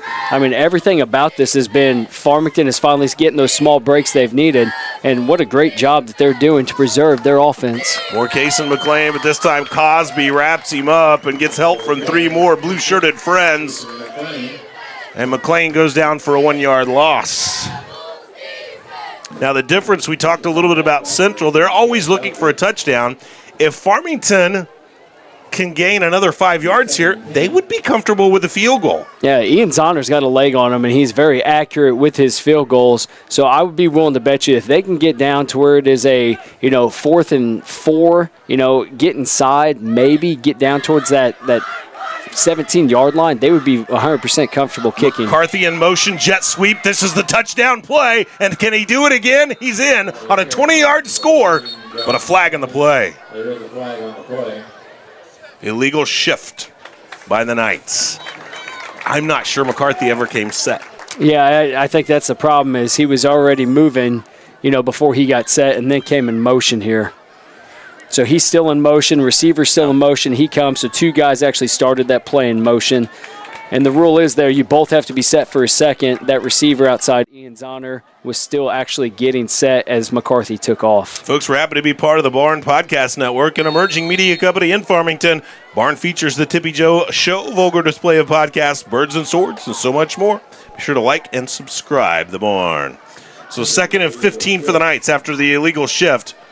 McCarthy comes in motion. He's looking for the edge. He's by 1 man now, too. Cuts back. He's to the 10. Fighting through some tacklers, and he's down to the 4-yard line. No flag there, and a 1st and goal for the Knights on a gain of 15 by McCarthy. Well, it worked running it left. You get a flag, so let's just run it right, and let's just see if we can get the same result. Not a touchdown, but still a 1st down when you had 2nd and 15. When you can rip off a big one to the outside, Jake, then the defense has to be aware of that. Now Case and McLean up the middle for a touchdown. When one part of that triple option works, it opens up those other parts. Yeah, don't be surprised right now. You're on the 5-yard line. Don't be surprised to see Case McLean get his hands on the ball and try to pull him in for 5. 8:32 remaining in the 4th. The Knights looking for the lead, 28-28. This is McLean, 5, 4, 3, 2, 1. Knights on top. 8:28 remaining in the 4th. 34-28. And the Farmington Knights storming in the 4th quarter. Case and McLean, exactly as we said, they break the huddle. They're rushing to the ball to get set, breaking the huddle late. Looks like in what we would call in the midline inside, 2-man play, the quarterback or McLean. McLean takes it in from 5 yards for his 2nd rushing touchdown. Knights lead it by 6, and here's Zoner for the extra. Snap is there. The hold is down. Zoner's leg is through, and the Knights lead by 7. 8:28 remaining in the 4th. Farmington 35. Central 28. Your kickoff next on Parkland Sports Live. Ready to roll up your sleeves and dive into a hands-on career? Mineral Area College is ready for you. Their Mac Tech industry and technology programs are all about getting to work and making things happen. Whether you thrive on fixing, building, or just plain problem solving, they've got a pathway for you. Welding, HVAC, auto tech, construction, and more. You'll gain the practical skills and real-world experience needed to thrive in today's job market. Take the first step to a fulfilling career in a Mac Tech program. Apply today at mineralarea.edu. Because they had that. We're back here at Rebel Field as Farmington has taken the lead from Central 35-28. Chad Speaker here, Jake Whitener there. We'll get out of the field and visit with Mike Reeves along the way. Great work by Jacob Towers, our engineer and producer, and Wyatt Colley getting all the video for us. But, Jake, we saw Central go on an 8-minute drive in the first half. We have now seen Farmington score 3 times in just less than 5 minutes. I mean, that's where they've been able to turn their offensive side and be able to put the ball in the end zone 3 times. And we're talking 4:58 on the clock. Zoner punches this one through the end zone as we head down to the field with Mike Reeves. And Mike, well, you talked about that field tipping a few moments ago. It's tipped even further now. I guess here's what you do. If you're Central, you've got to do what Farmington's already did in this game, which is have some real major adversity and keep playing through it. Now it's Central's turn to try to take what everything is kind of flipped against the things we've watched tonight, and boy, have we watched a lot. There's 8:28 left in a one-possession game, and you've got the ball. There's still a lot that can be determined by you to make this thing turn out well. If you're the Rebels, now you got to test that intestinal fortitude they talk so much about. You're right about that.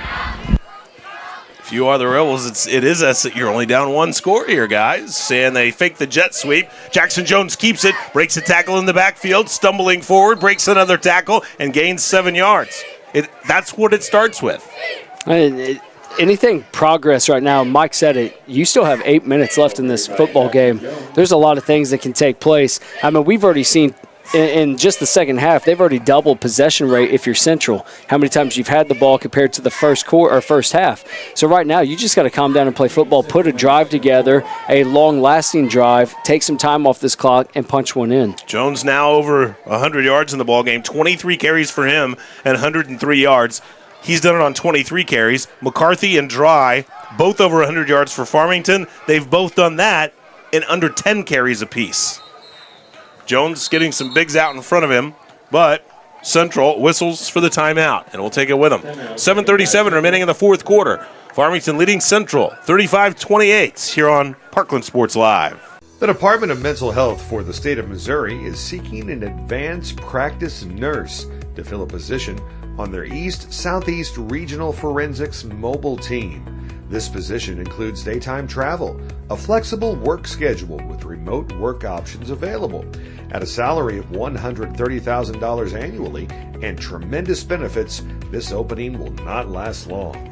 To apply for the advanced practice nurse position or any other with the Department of Mental Health, please call 573-218-6800 or go to dmh.mo.gov. The state of Missouri is an equal opportunity employer. We celebrate diversity and are committed to creating an inclusive environment for all employees.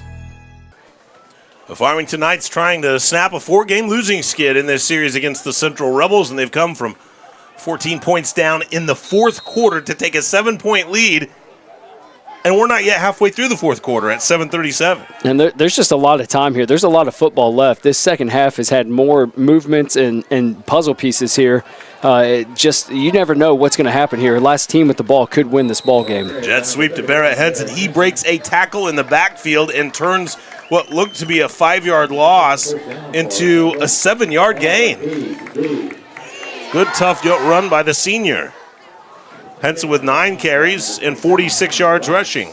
And you would think that Farmington maybe, having this huge momentum of scoring 3 times in less than 5 minutes, maybe there's that adrenaline rush because your defense has been on the field a lot tonight. I mean, they've played more than their offense has. So with that being said, I mean, this may be the time that they need to make their big stand and get that one turnover to seal the deal. They thought they had it earlier, but Central recovered their own fumble. Jackson Jones empties the backfield, twins to each side, and now he flips it over the middle, and he's got a man open, but Farmington closes out and disrupts the play.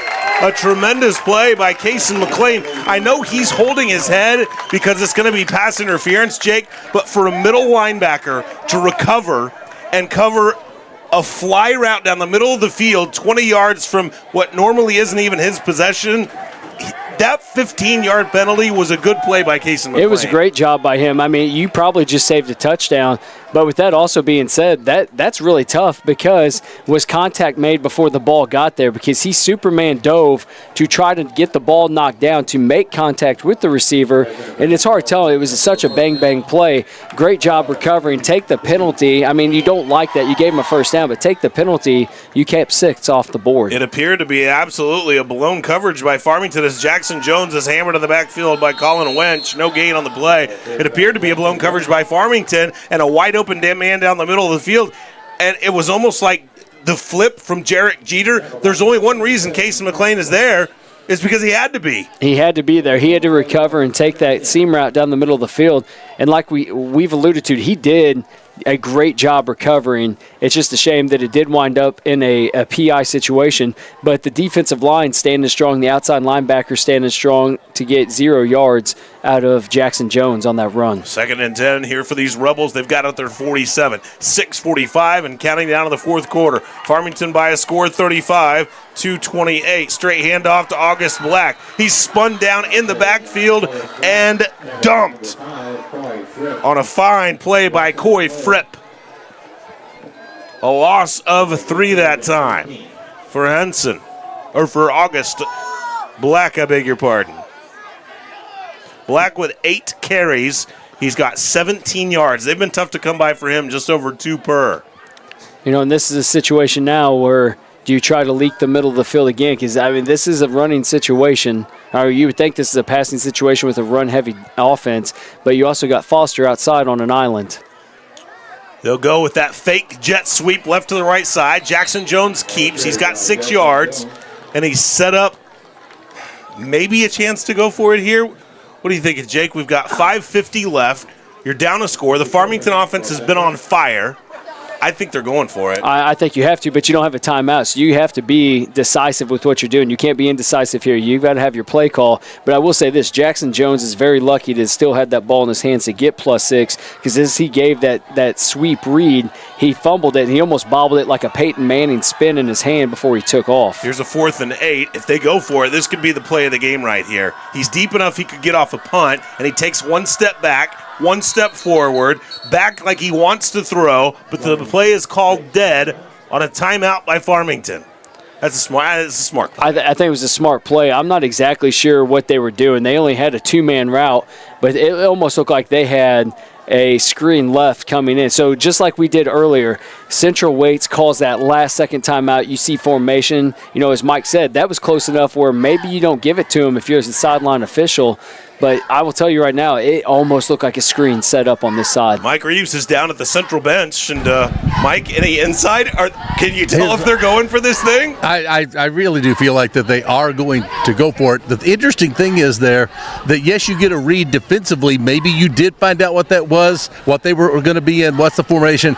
But you did hand a timeout to an offense that had no timeouts and was kind of having to rush their way through a 4th down and 8. So now they get a little time to think about it. You can go either way with that in terms of whether you make that call or not defensively, but 4th down coming up, I'd be stunned if they lined up and then punted this away. I think it's a go-for-it situation given where the ball is on the field. Here's a 4th and 8, and the ball is at the 48-yard line for Central.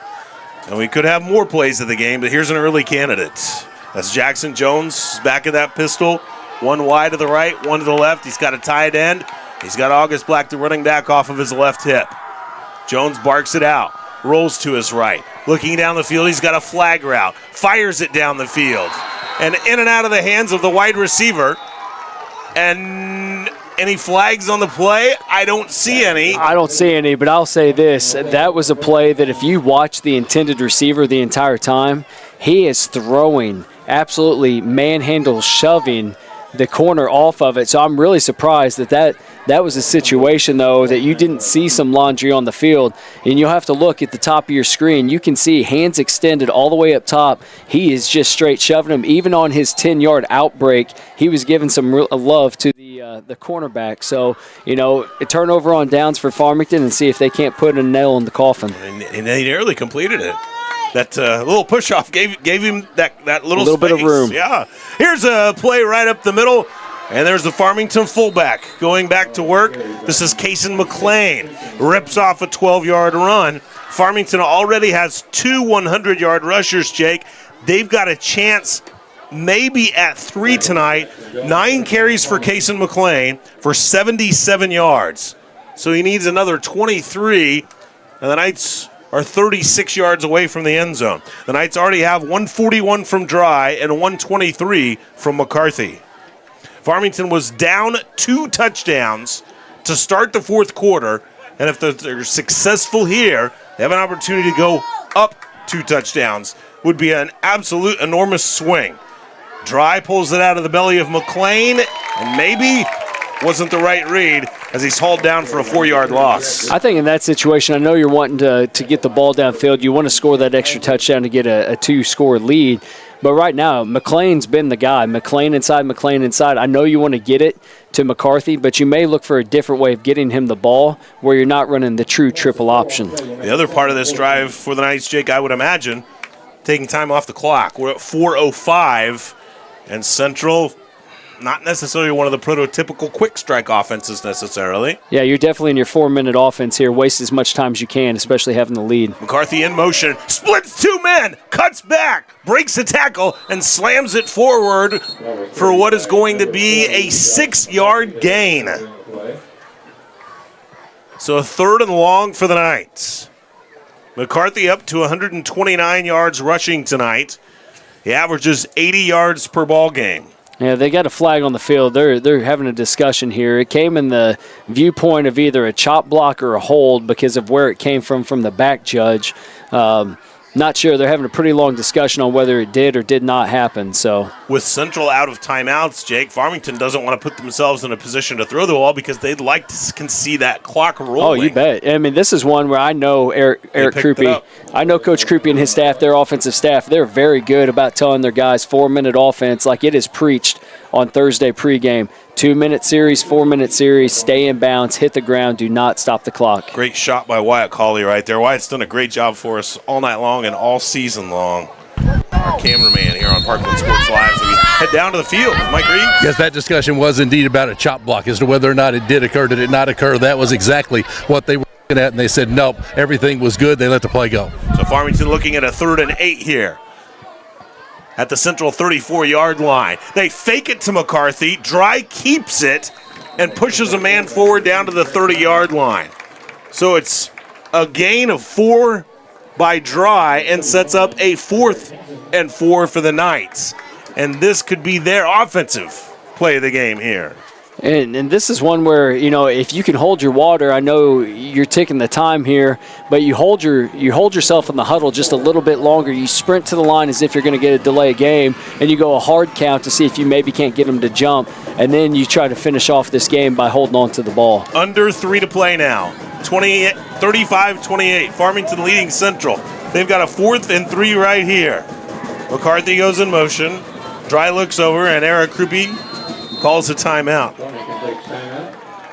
So let's go ahead and keep it right here during this timeout.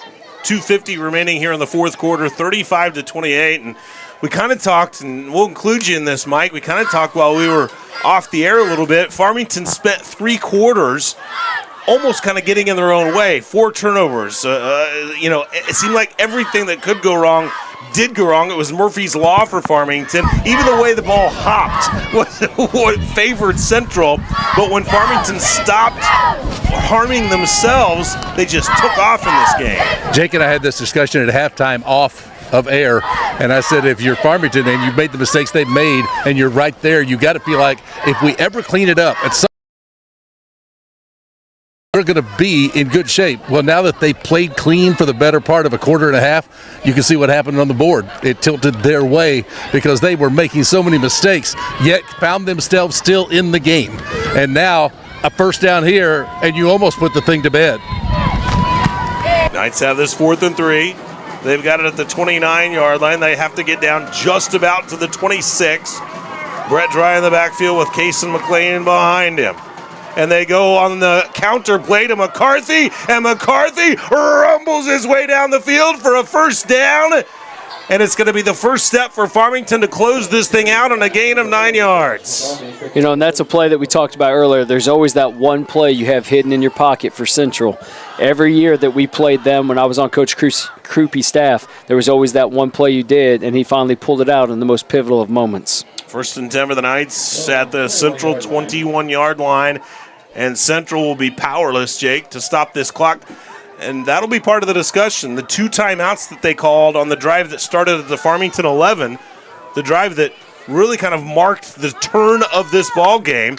As McCarthy gets it again, McLean lead blocking, and a little bit of space as McCarthy gains 4 yards. Yeah, I definitely think that was probably the most pivotal factor now, looking at the 2-minute offense that they would need to run if Central got the ball back. They have no timeouts left. Farmington's obviously going to be smart, hand the ball off, fall down inside bounds.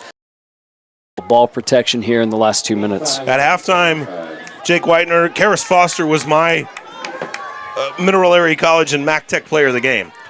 But I think that's looking like that might very well change now. 1 minute and 38 seconds. Counting down on the clock, 35-28. Knights leading it here. The give is to McLean. McLean up the middle to the 15-yard line on a gain of 3 yards. We'll give you a little check of the numbers as McLean gets his 10th carry for 80 yards. You've got Josh McCarthy, 11 carries for 142. How about this? McCarthy, 11 carries for 142. Dry, 11 carries for 141.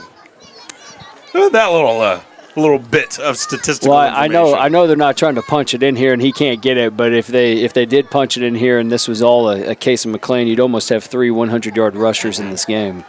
We're under a minute to play now with Farmington taking a look at a 3rd and 3. Rice, the motion man. McLean through the middle. McLean inside of the 10-yard line and down to the 5 as he rips off a 10-yard carry. And he's right at 90 yards, Jake. So you're 10 yards away from 3 100-yard guys. And, with that type of balance, I'm almost leaning toward the offensive line now as the player of the game. They've done a great job. I mean, the first play by Brett was on his own 57 yards out.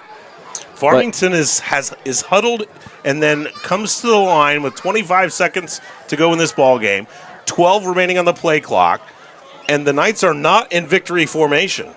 The Knights are running a play here to Kason McLean, who scores with 14 seconds left in this ball game, which makes it feel a little personal. Well, I do. I think there's maybe some past history that maybe led into punching in one more and putting the for sure nail into the coffin there. And this was a stand-up touchdown from 5 yards out. They wasted the clock down, and as Brett Dry takes the snap here, it's just a walk-in touchdown for Kason McLean. And the Knights, Jake Whitener, who trailed 28-14 when this fourth quarter started, themselves up now by 2 scores at 41-28 with the extra point on the way and the extra point sailing through. This thing turned fast, and Farmington used 1 quarter to distance themselves from the Central Rebels, 42-28. Your kickoff on the other side of this timeout on Parkland Sports Live.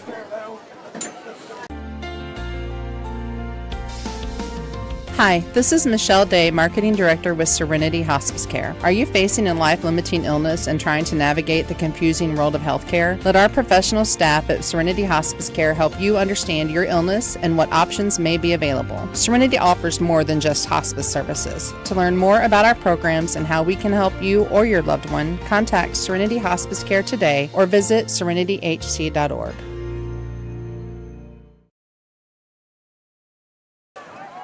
The Farmington Knights nearly have 3 100-yard rushers tonight. Kason McLean with 95 yards on 12 carries. Josh McCarthy with 142 on 11 carries. And Brett Rye with 141 on 11 carries. Just such tremendous balance. You know what? I think we're going to go with Corey Crawford, the center of that offensive line, as our Mineral Area College and Mac Tech player of the game tonight. I think you have to, because they started running the fullback up the middle in the second half, and it's all right behind Corey's rear end. Anytime you run in this triple option, it's right up the middle behind that center. Tip your cap to that young man for 2 years. He's been that center, and he's done a great job holding his position. Squib kick by the Knights. And Central downs it with Jonathan Boyer there at the 32-yard line. And we were 1 or 2 plays out for Farmington, breaking a 4-game losing skid in this series. They lead 42-28. A score that, I'll tell you what, if you were with us for 3 quarters and you tuned away, shame on you. 42-28. It wound up actually probably being a little bit higher score than what I thought it was going to be, but I thought it was going to be within 1 or 2 scores. I didn't expect it to be a 42-28 game. I thought we were maybe going to be looking at that, maybe that extra field goal at the end, maybe getting in a 28-21 ball game with the way these guys run the ball. So Central has it a 1st and 10, and they will just take a knee, tip a cap, and the 2 teams will shake hands. 42-28. Farmington comes back from 14 down to start the 4th quarter to win by 14. We'll step aside. We'll break down the numbers. Mike Reeves will be on the field to talk with both head coaches, and who knows, maybe we'll even get a little visit with Corey Crawford. We'll wait and see on that. but the Knights break a 4-game skid in this series, 42-28, and Farmington closes the regular season at 5-4. The Central Rebels close the regular season with an identical 5-4 mark. As we take a timeout, and we're back with your postgame, and we'll do that on the other side of this pause on Parkland Sports Live.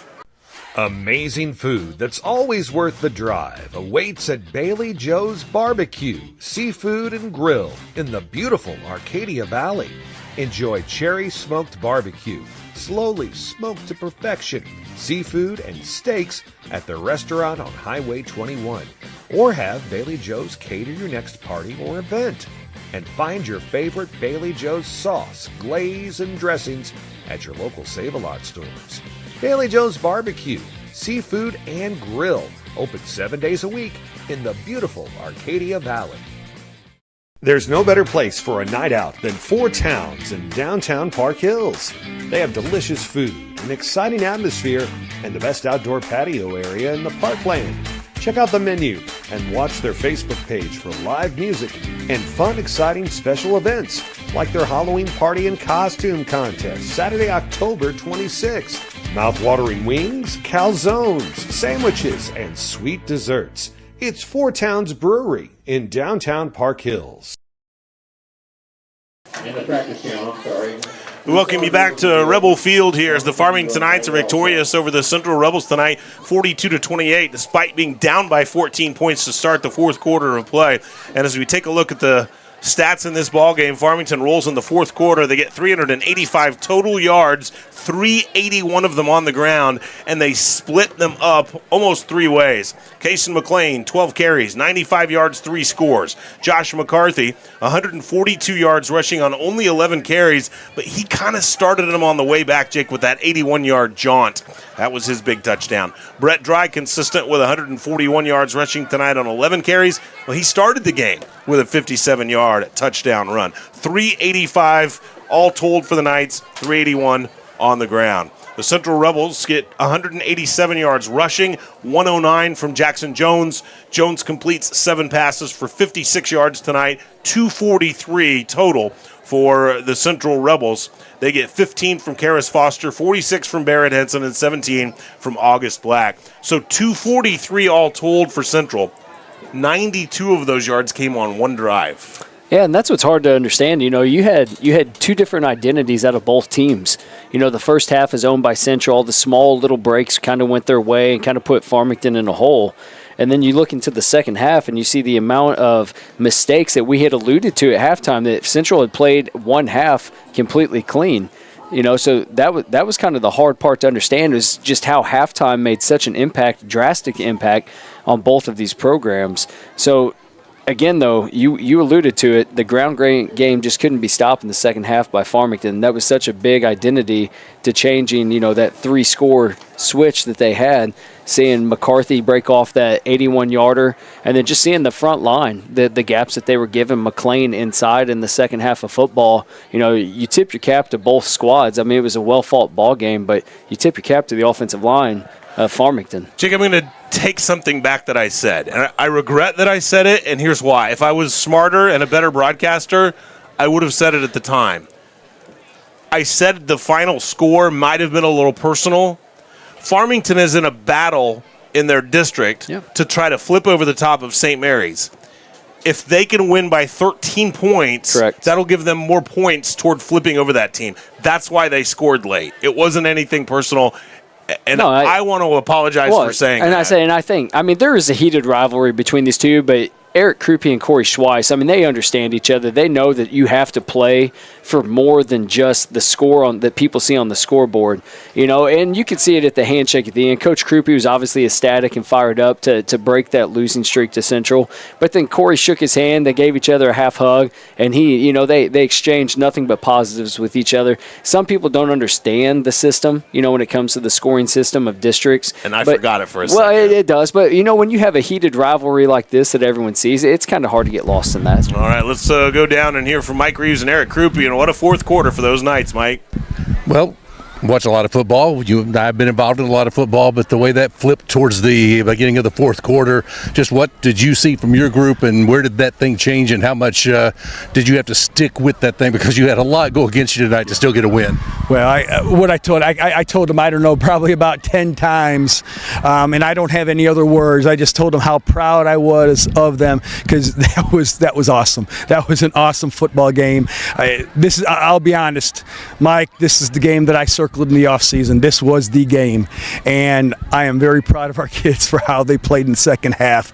Going into halftime down, it was actually a 2-score game a couple times, but our kids did not stop. They kept on playing, and they got that thing turned around. And like I said, I can't be more proud of them for how they finished that football game. That was a game that we needed to get, and they did everything they could to get it. How difficult is it for young athletes to stay through a process like that, a game like that? Because there were times where everything that could go wrong went wrong, and you stayed with it. How tough, though, is that for high school kids to have that mentality? I understand a pro and college level kid, but for a high school kid to stick with that. Well, I don't think it's easy. Obviously, every kid's a little bit different, and every kid's built a little bit differently, but it's not the easiest thing in the world, and for them to keep on playing, keep on fighting, doing it for the brothers, doing it for themselves was awesome to watch. And like I said, I can't say enough how proud I am of them for the fight that they showed.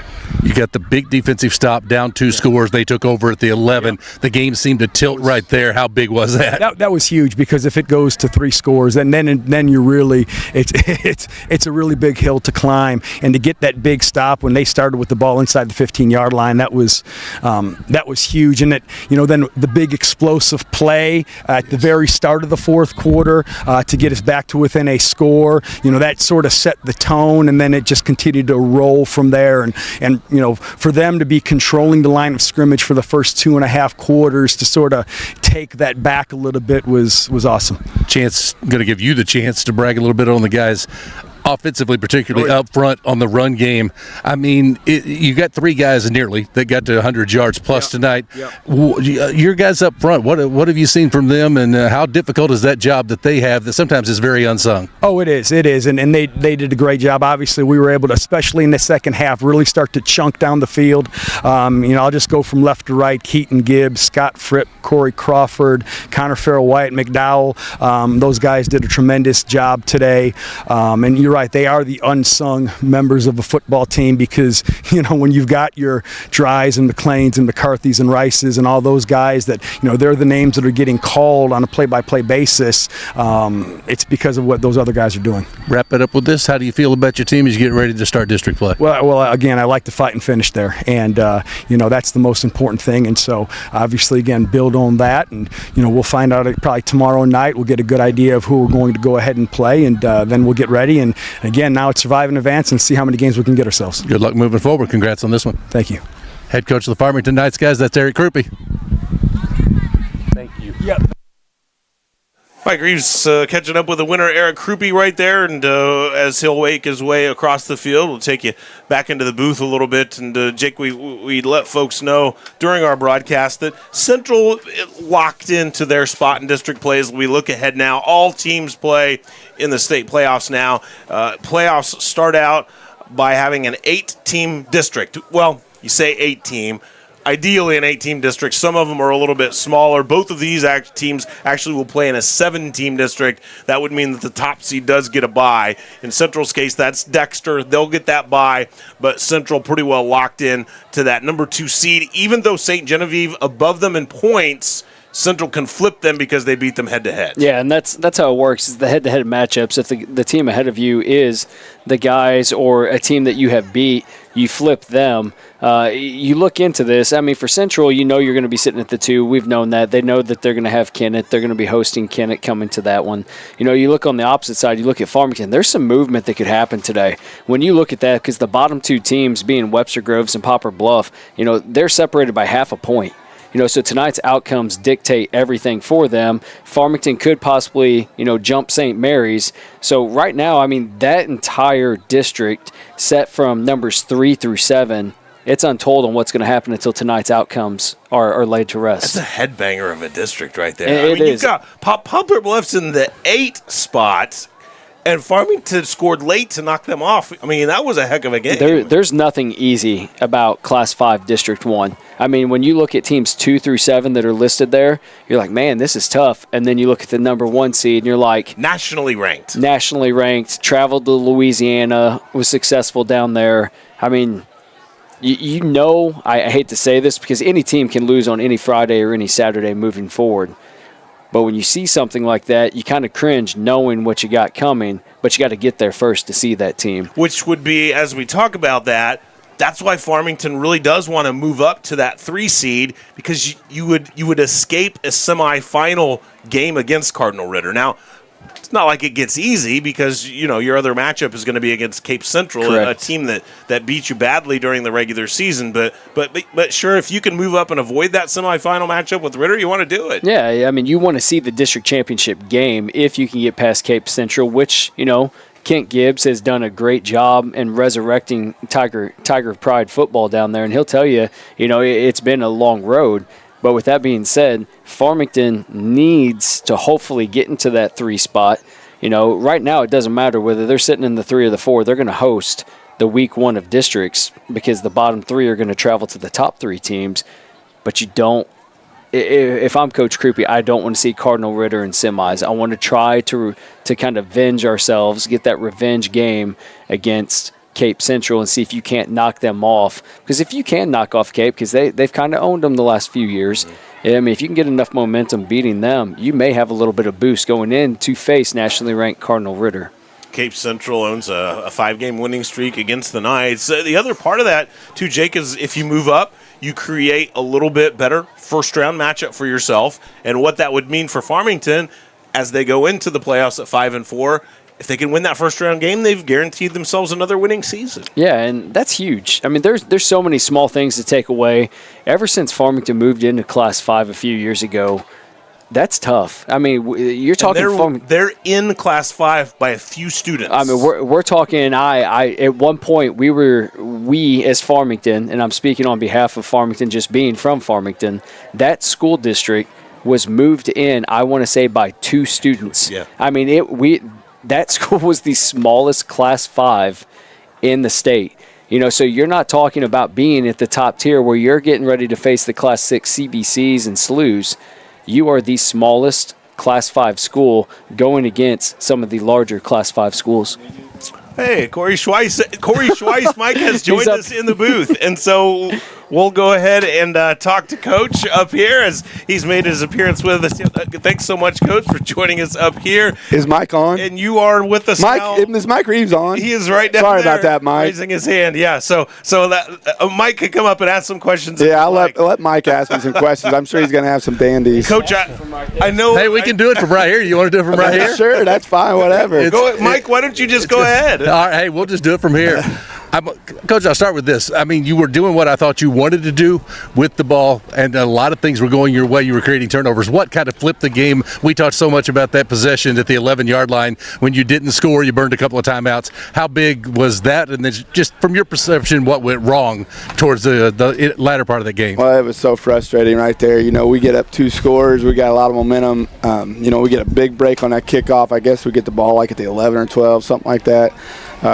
We'd been, you know, being able to move the ball at will all night in that package, and we had an offensive lineman come out. It's crazy how much it seems like 1 or 2 guys make a difference sometimes, but we had a couple guys that couldn't play that next offensive series, and so we were going backwards, and then, you know, then we tried to run a play, and we line up in the wrong formation, so I have to burn a timeout, and then we call another play, and the guy doesn't run what he's supposed to run. That was bad. That whole thing just kind of I mean, it just turned the tides of the whole game. You know, we go up 3 scores right there, and I have a feeling this would probably been a different outcome. I mean, they would have had their daubers down, and we'd had all the momentum in the world. But instead, you know, they get a big stop there, and then I think they score. Like, I guess that took us right into the 4th quarter, and then they score on the first play of the 4th quarter, like 80, probably 90 yards, something like that, and obviously pull it back to 1 score at the beginning of the 4th quarter, and you know, you go from a 3-score game to potentially a 1-score game right there. So that obviously was the critical part of the game. And, you know, we never say one thing that makes a difference, but in that particular case, you know, being up 3 scores would have been really nice right there. Corey, what did you see that allowed them to have the number of big running plays they had, the big chunk plays, the big scoring plays? What were you seeing? Man, I don't know. I think we played some guys on offense tonight that we hadn't played on offense all year to try to get our best 11 out there, and I think it looked like we got tired. Also, we were doing some different things with our front, same things we were doing in the first half, and we weren't executing what we were calling. Like we would call a pound, and our guys were supposed to go down, and they would shoot upfield, and sometimes we read it, but like our guys this year, for whatever reason, are having trouble reading like we've always read in the past. So sometimes you got to dictate what they do and don't let them read it, and then they don't even do what you tell them to do. So, and I'm not putting blame on the kids. I love my guys, but it's been a struggle for us all year. That's why we're just an average football team this year, because we really struggled doing some basic things, and for whatever reason, I don't know what it is, but I've been doing this a long time, and we just can't get.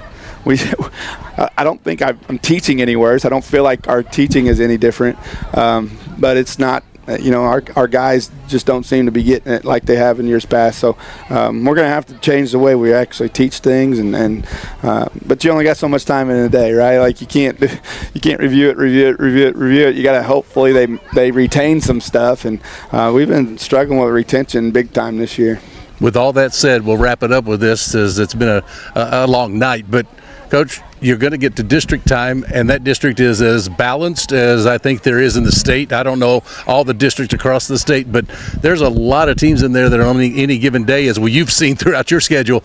Anything could happen. You've got every right to think if you put it together, you could make a run at this thing. I mean, given that you've lost 3 in a row, that things haven't gone the way you wanted, is your team in the right place going into this district? Can you pull this thing off, and what does it take to do so? Well, we're always going to think we have a chance. I mean, we lost 3 in a row last year and won a state championship. So just because we lost 3 in a row doesn't mean, obviously the last 2 weeks we played two pretty good teams. This week, Farmington's better than a 4-4 record. They play a tough schedule.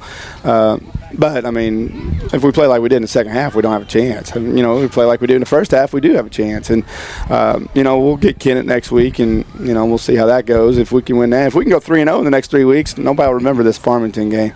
They'll remember it next year when we're getting ready to play them again, because they'll talk about it. But at the end of the day, we've been on the other end of this a lot going into this districts, 9-0, 8-1, whatever, and everybody says, oh, we're starting over. Well, now we're that team. We're starting over. We got to wash this, and we played all the teams in our district, so we know what we're getting. It's just just last week we played the number 1 seed, and it was a lot like tonight. Honestly, we played really well at times, and then we're just not a consistent football team, and that's why we're just average right now. But we got a little time to just try to fix that. I mean, we've had a lot of time already and haven't done it, so I don't know. Maybe we will.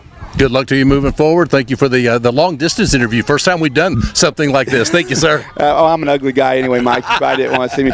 I do want to say before we get off, I am giving my testimony tonight in the gym after the game for our 5th quarter. So if any of the kids out there are listening to this, I don't know if they will be, but if they are, everybody's invited to come in there. Oh, sorry, I just broke something probably, but anyway, that stuff is way more important, than these football games. So. I would have rather been given this testimony after a win, but that'll probably just add to it, because life's not always fair, life's not always easy. So it'll be a good message for the boys after a while. Thanks, Mr. Schweiss. Thanks a lot. Corey Schweiss joining us on our post-game show right here on Parkland Sports Live, and we'll wrap it up for the final time this year. We want to thank Coach Schweiss and all the coaches that we worked with this year, because through different things that have happened in our community, this has been a new enterprise for us, is having this podcast and doing some games. And they've done a great job. And we want to thank the coaches. We have a great area with great football and terrific coaches and teams to work with. So makes it a lot of fun.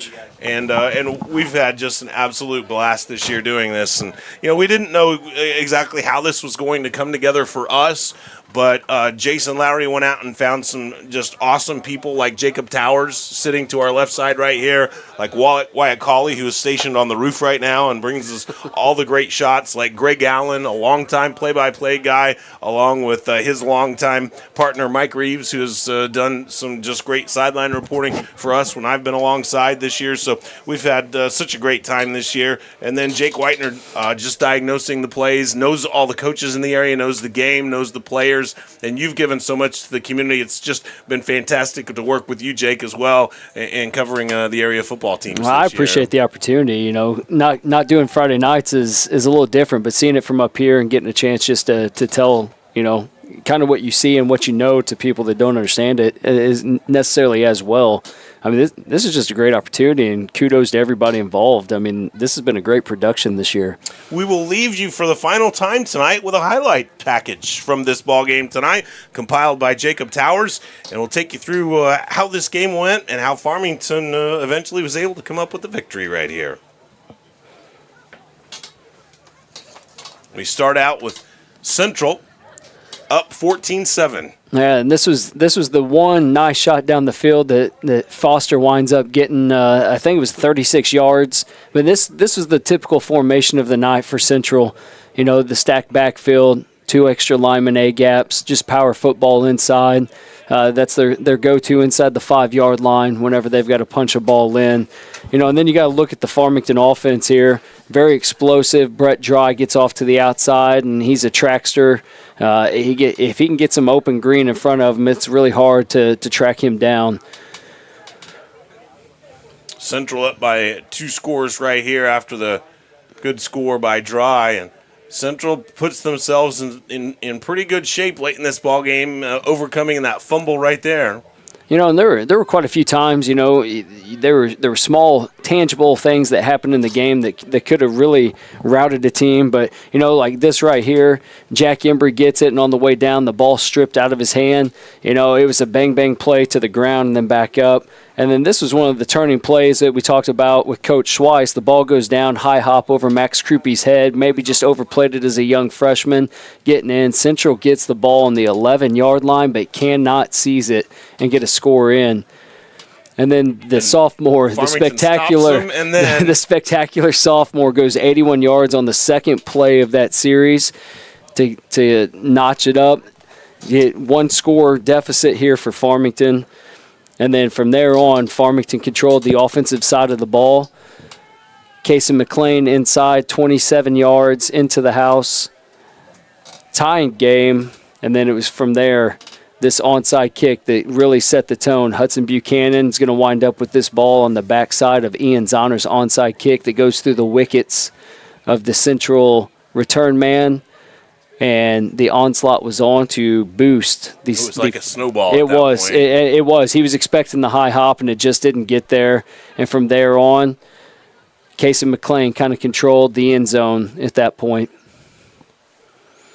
McLean stomps through, and then one more time for the Knights to try to get that 13-point margin to help them in their district. Yeah, and if anyone knows this game, I mean, this was the walk-in 5-yard touchdown for McLean that, you know, some people may say they didn't need to, but they really did need to. They needed the extra points in district play to boost their points up to maybe jump St. Mary's to that extra seed. Great job by Jacob Towers right there, putting together that highlight package, and a highlight for Farmington tonight, and that's one of the best fourth quarters I've probably seen by a team. And it was 2 different teams in each half. Mm-hmm. You know, that's what the crazy part was if the second half mirrored the first half, as Coach Schweiss said that, you know, kind of shot themselves in the foot multiple different times, and it kind of stinks for that to be the end of their season, but he's exactly right. And, you know, I didn't have a headset to hear what Mike asked, but he alluded to nobody's going to remember us being 0-3 right now if we go 3-0. Mm-hmm. And that's the most truth you can have as a head football coach. The most important thing now is district play. Control your own destiny, because every team on there they've seen, and every single team in that district, if they come across, except for Dexter, is a team that they've had success against. A lot of those have went down to the last play of the game. When you look at Potosi, Fredericktown, and St. Jen, multiple overtimes or last play of the game type situations. Dexter is the guy or the team at the top of the, you know, the big guy on top of the hill that they've got their eye on the prize is Dexter at the end of districts. So we started the season with a St. Francis County rivalry. North County was victorious in that ball game. Farmington went away sad, but the Knights conclude the regular season with a St. Francis County rivalry victory with a big fourth quarter. In comeback fashion, they win it 42-28. Thanks so much for joining us this season on Parkland Sports Live. And I want to thank Jason Lowry for setting this whole thing in motion, Greg Allen for his tremendous contributions, of course, and our team tonight with Mike Reeves on the sideline for us, Wyatt Colley on the roof, Jacob Towers right beside us, engineering and producing. For Jake Whitener, I'm Chad Speaker, and I hope your home team had a great season.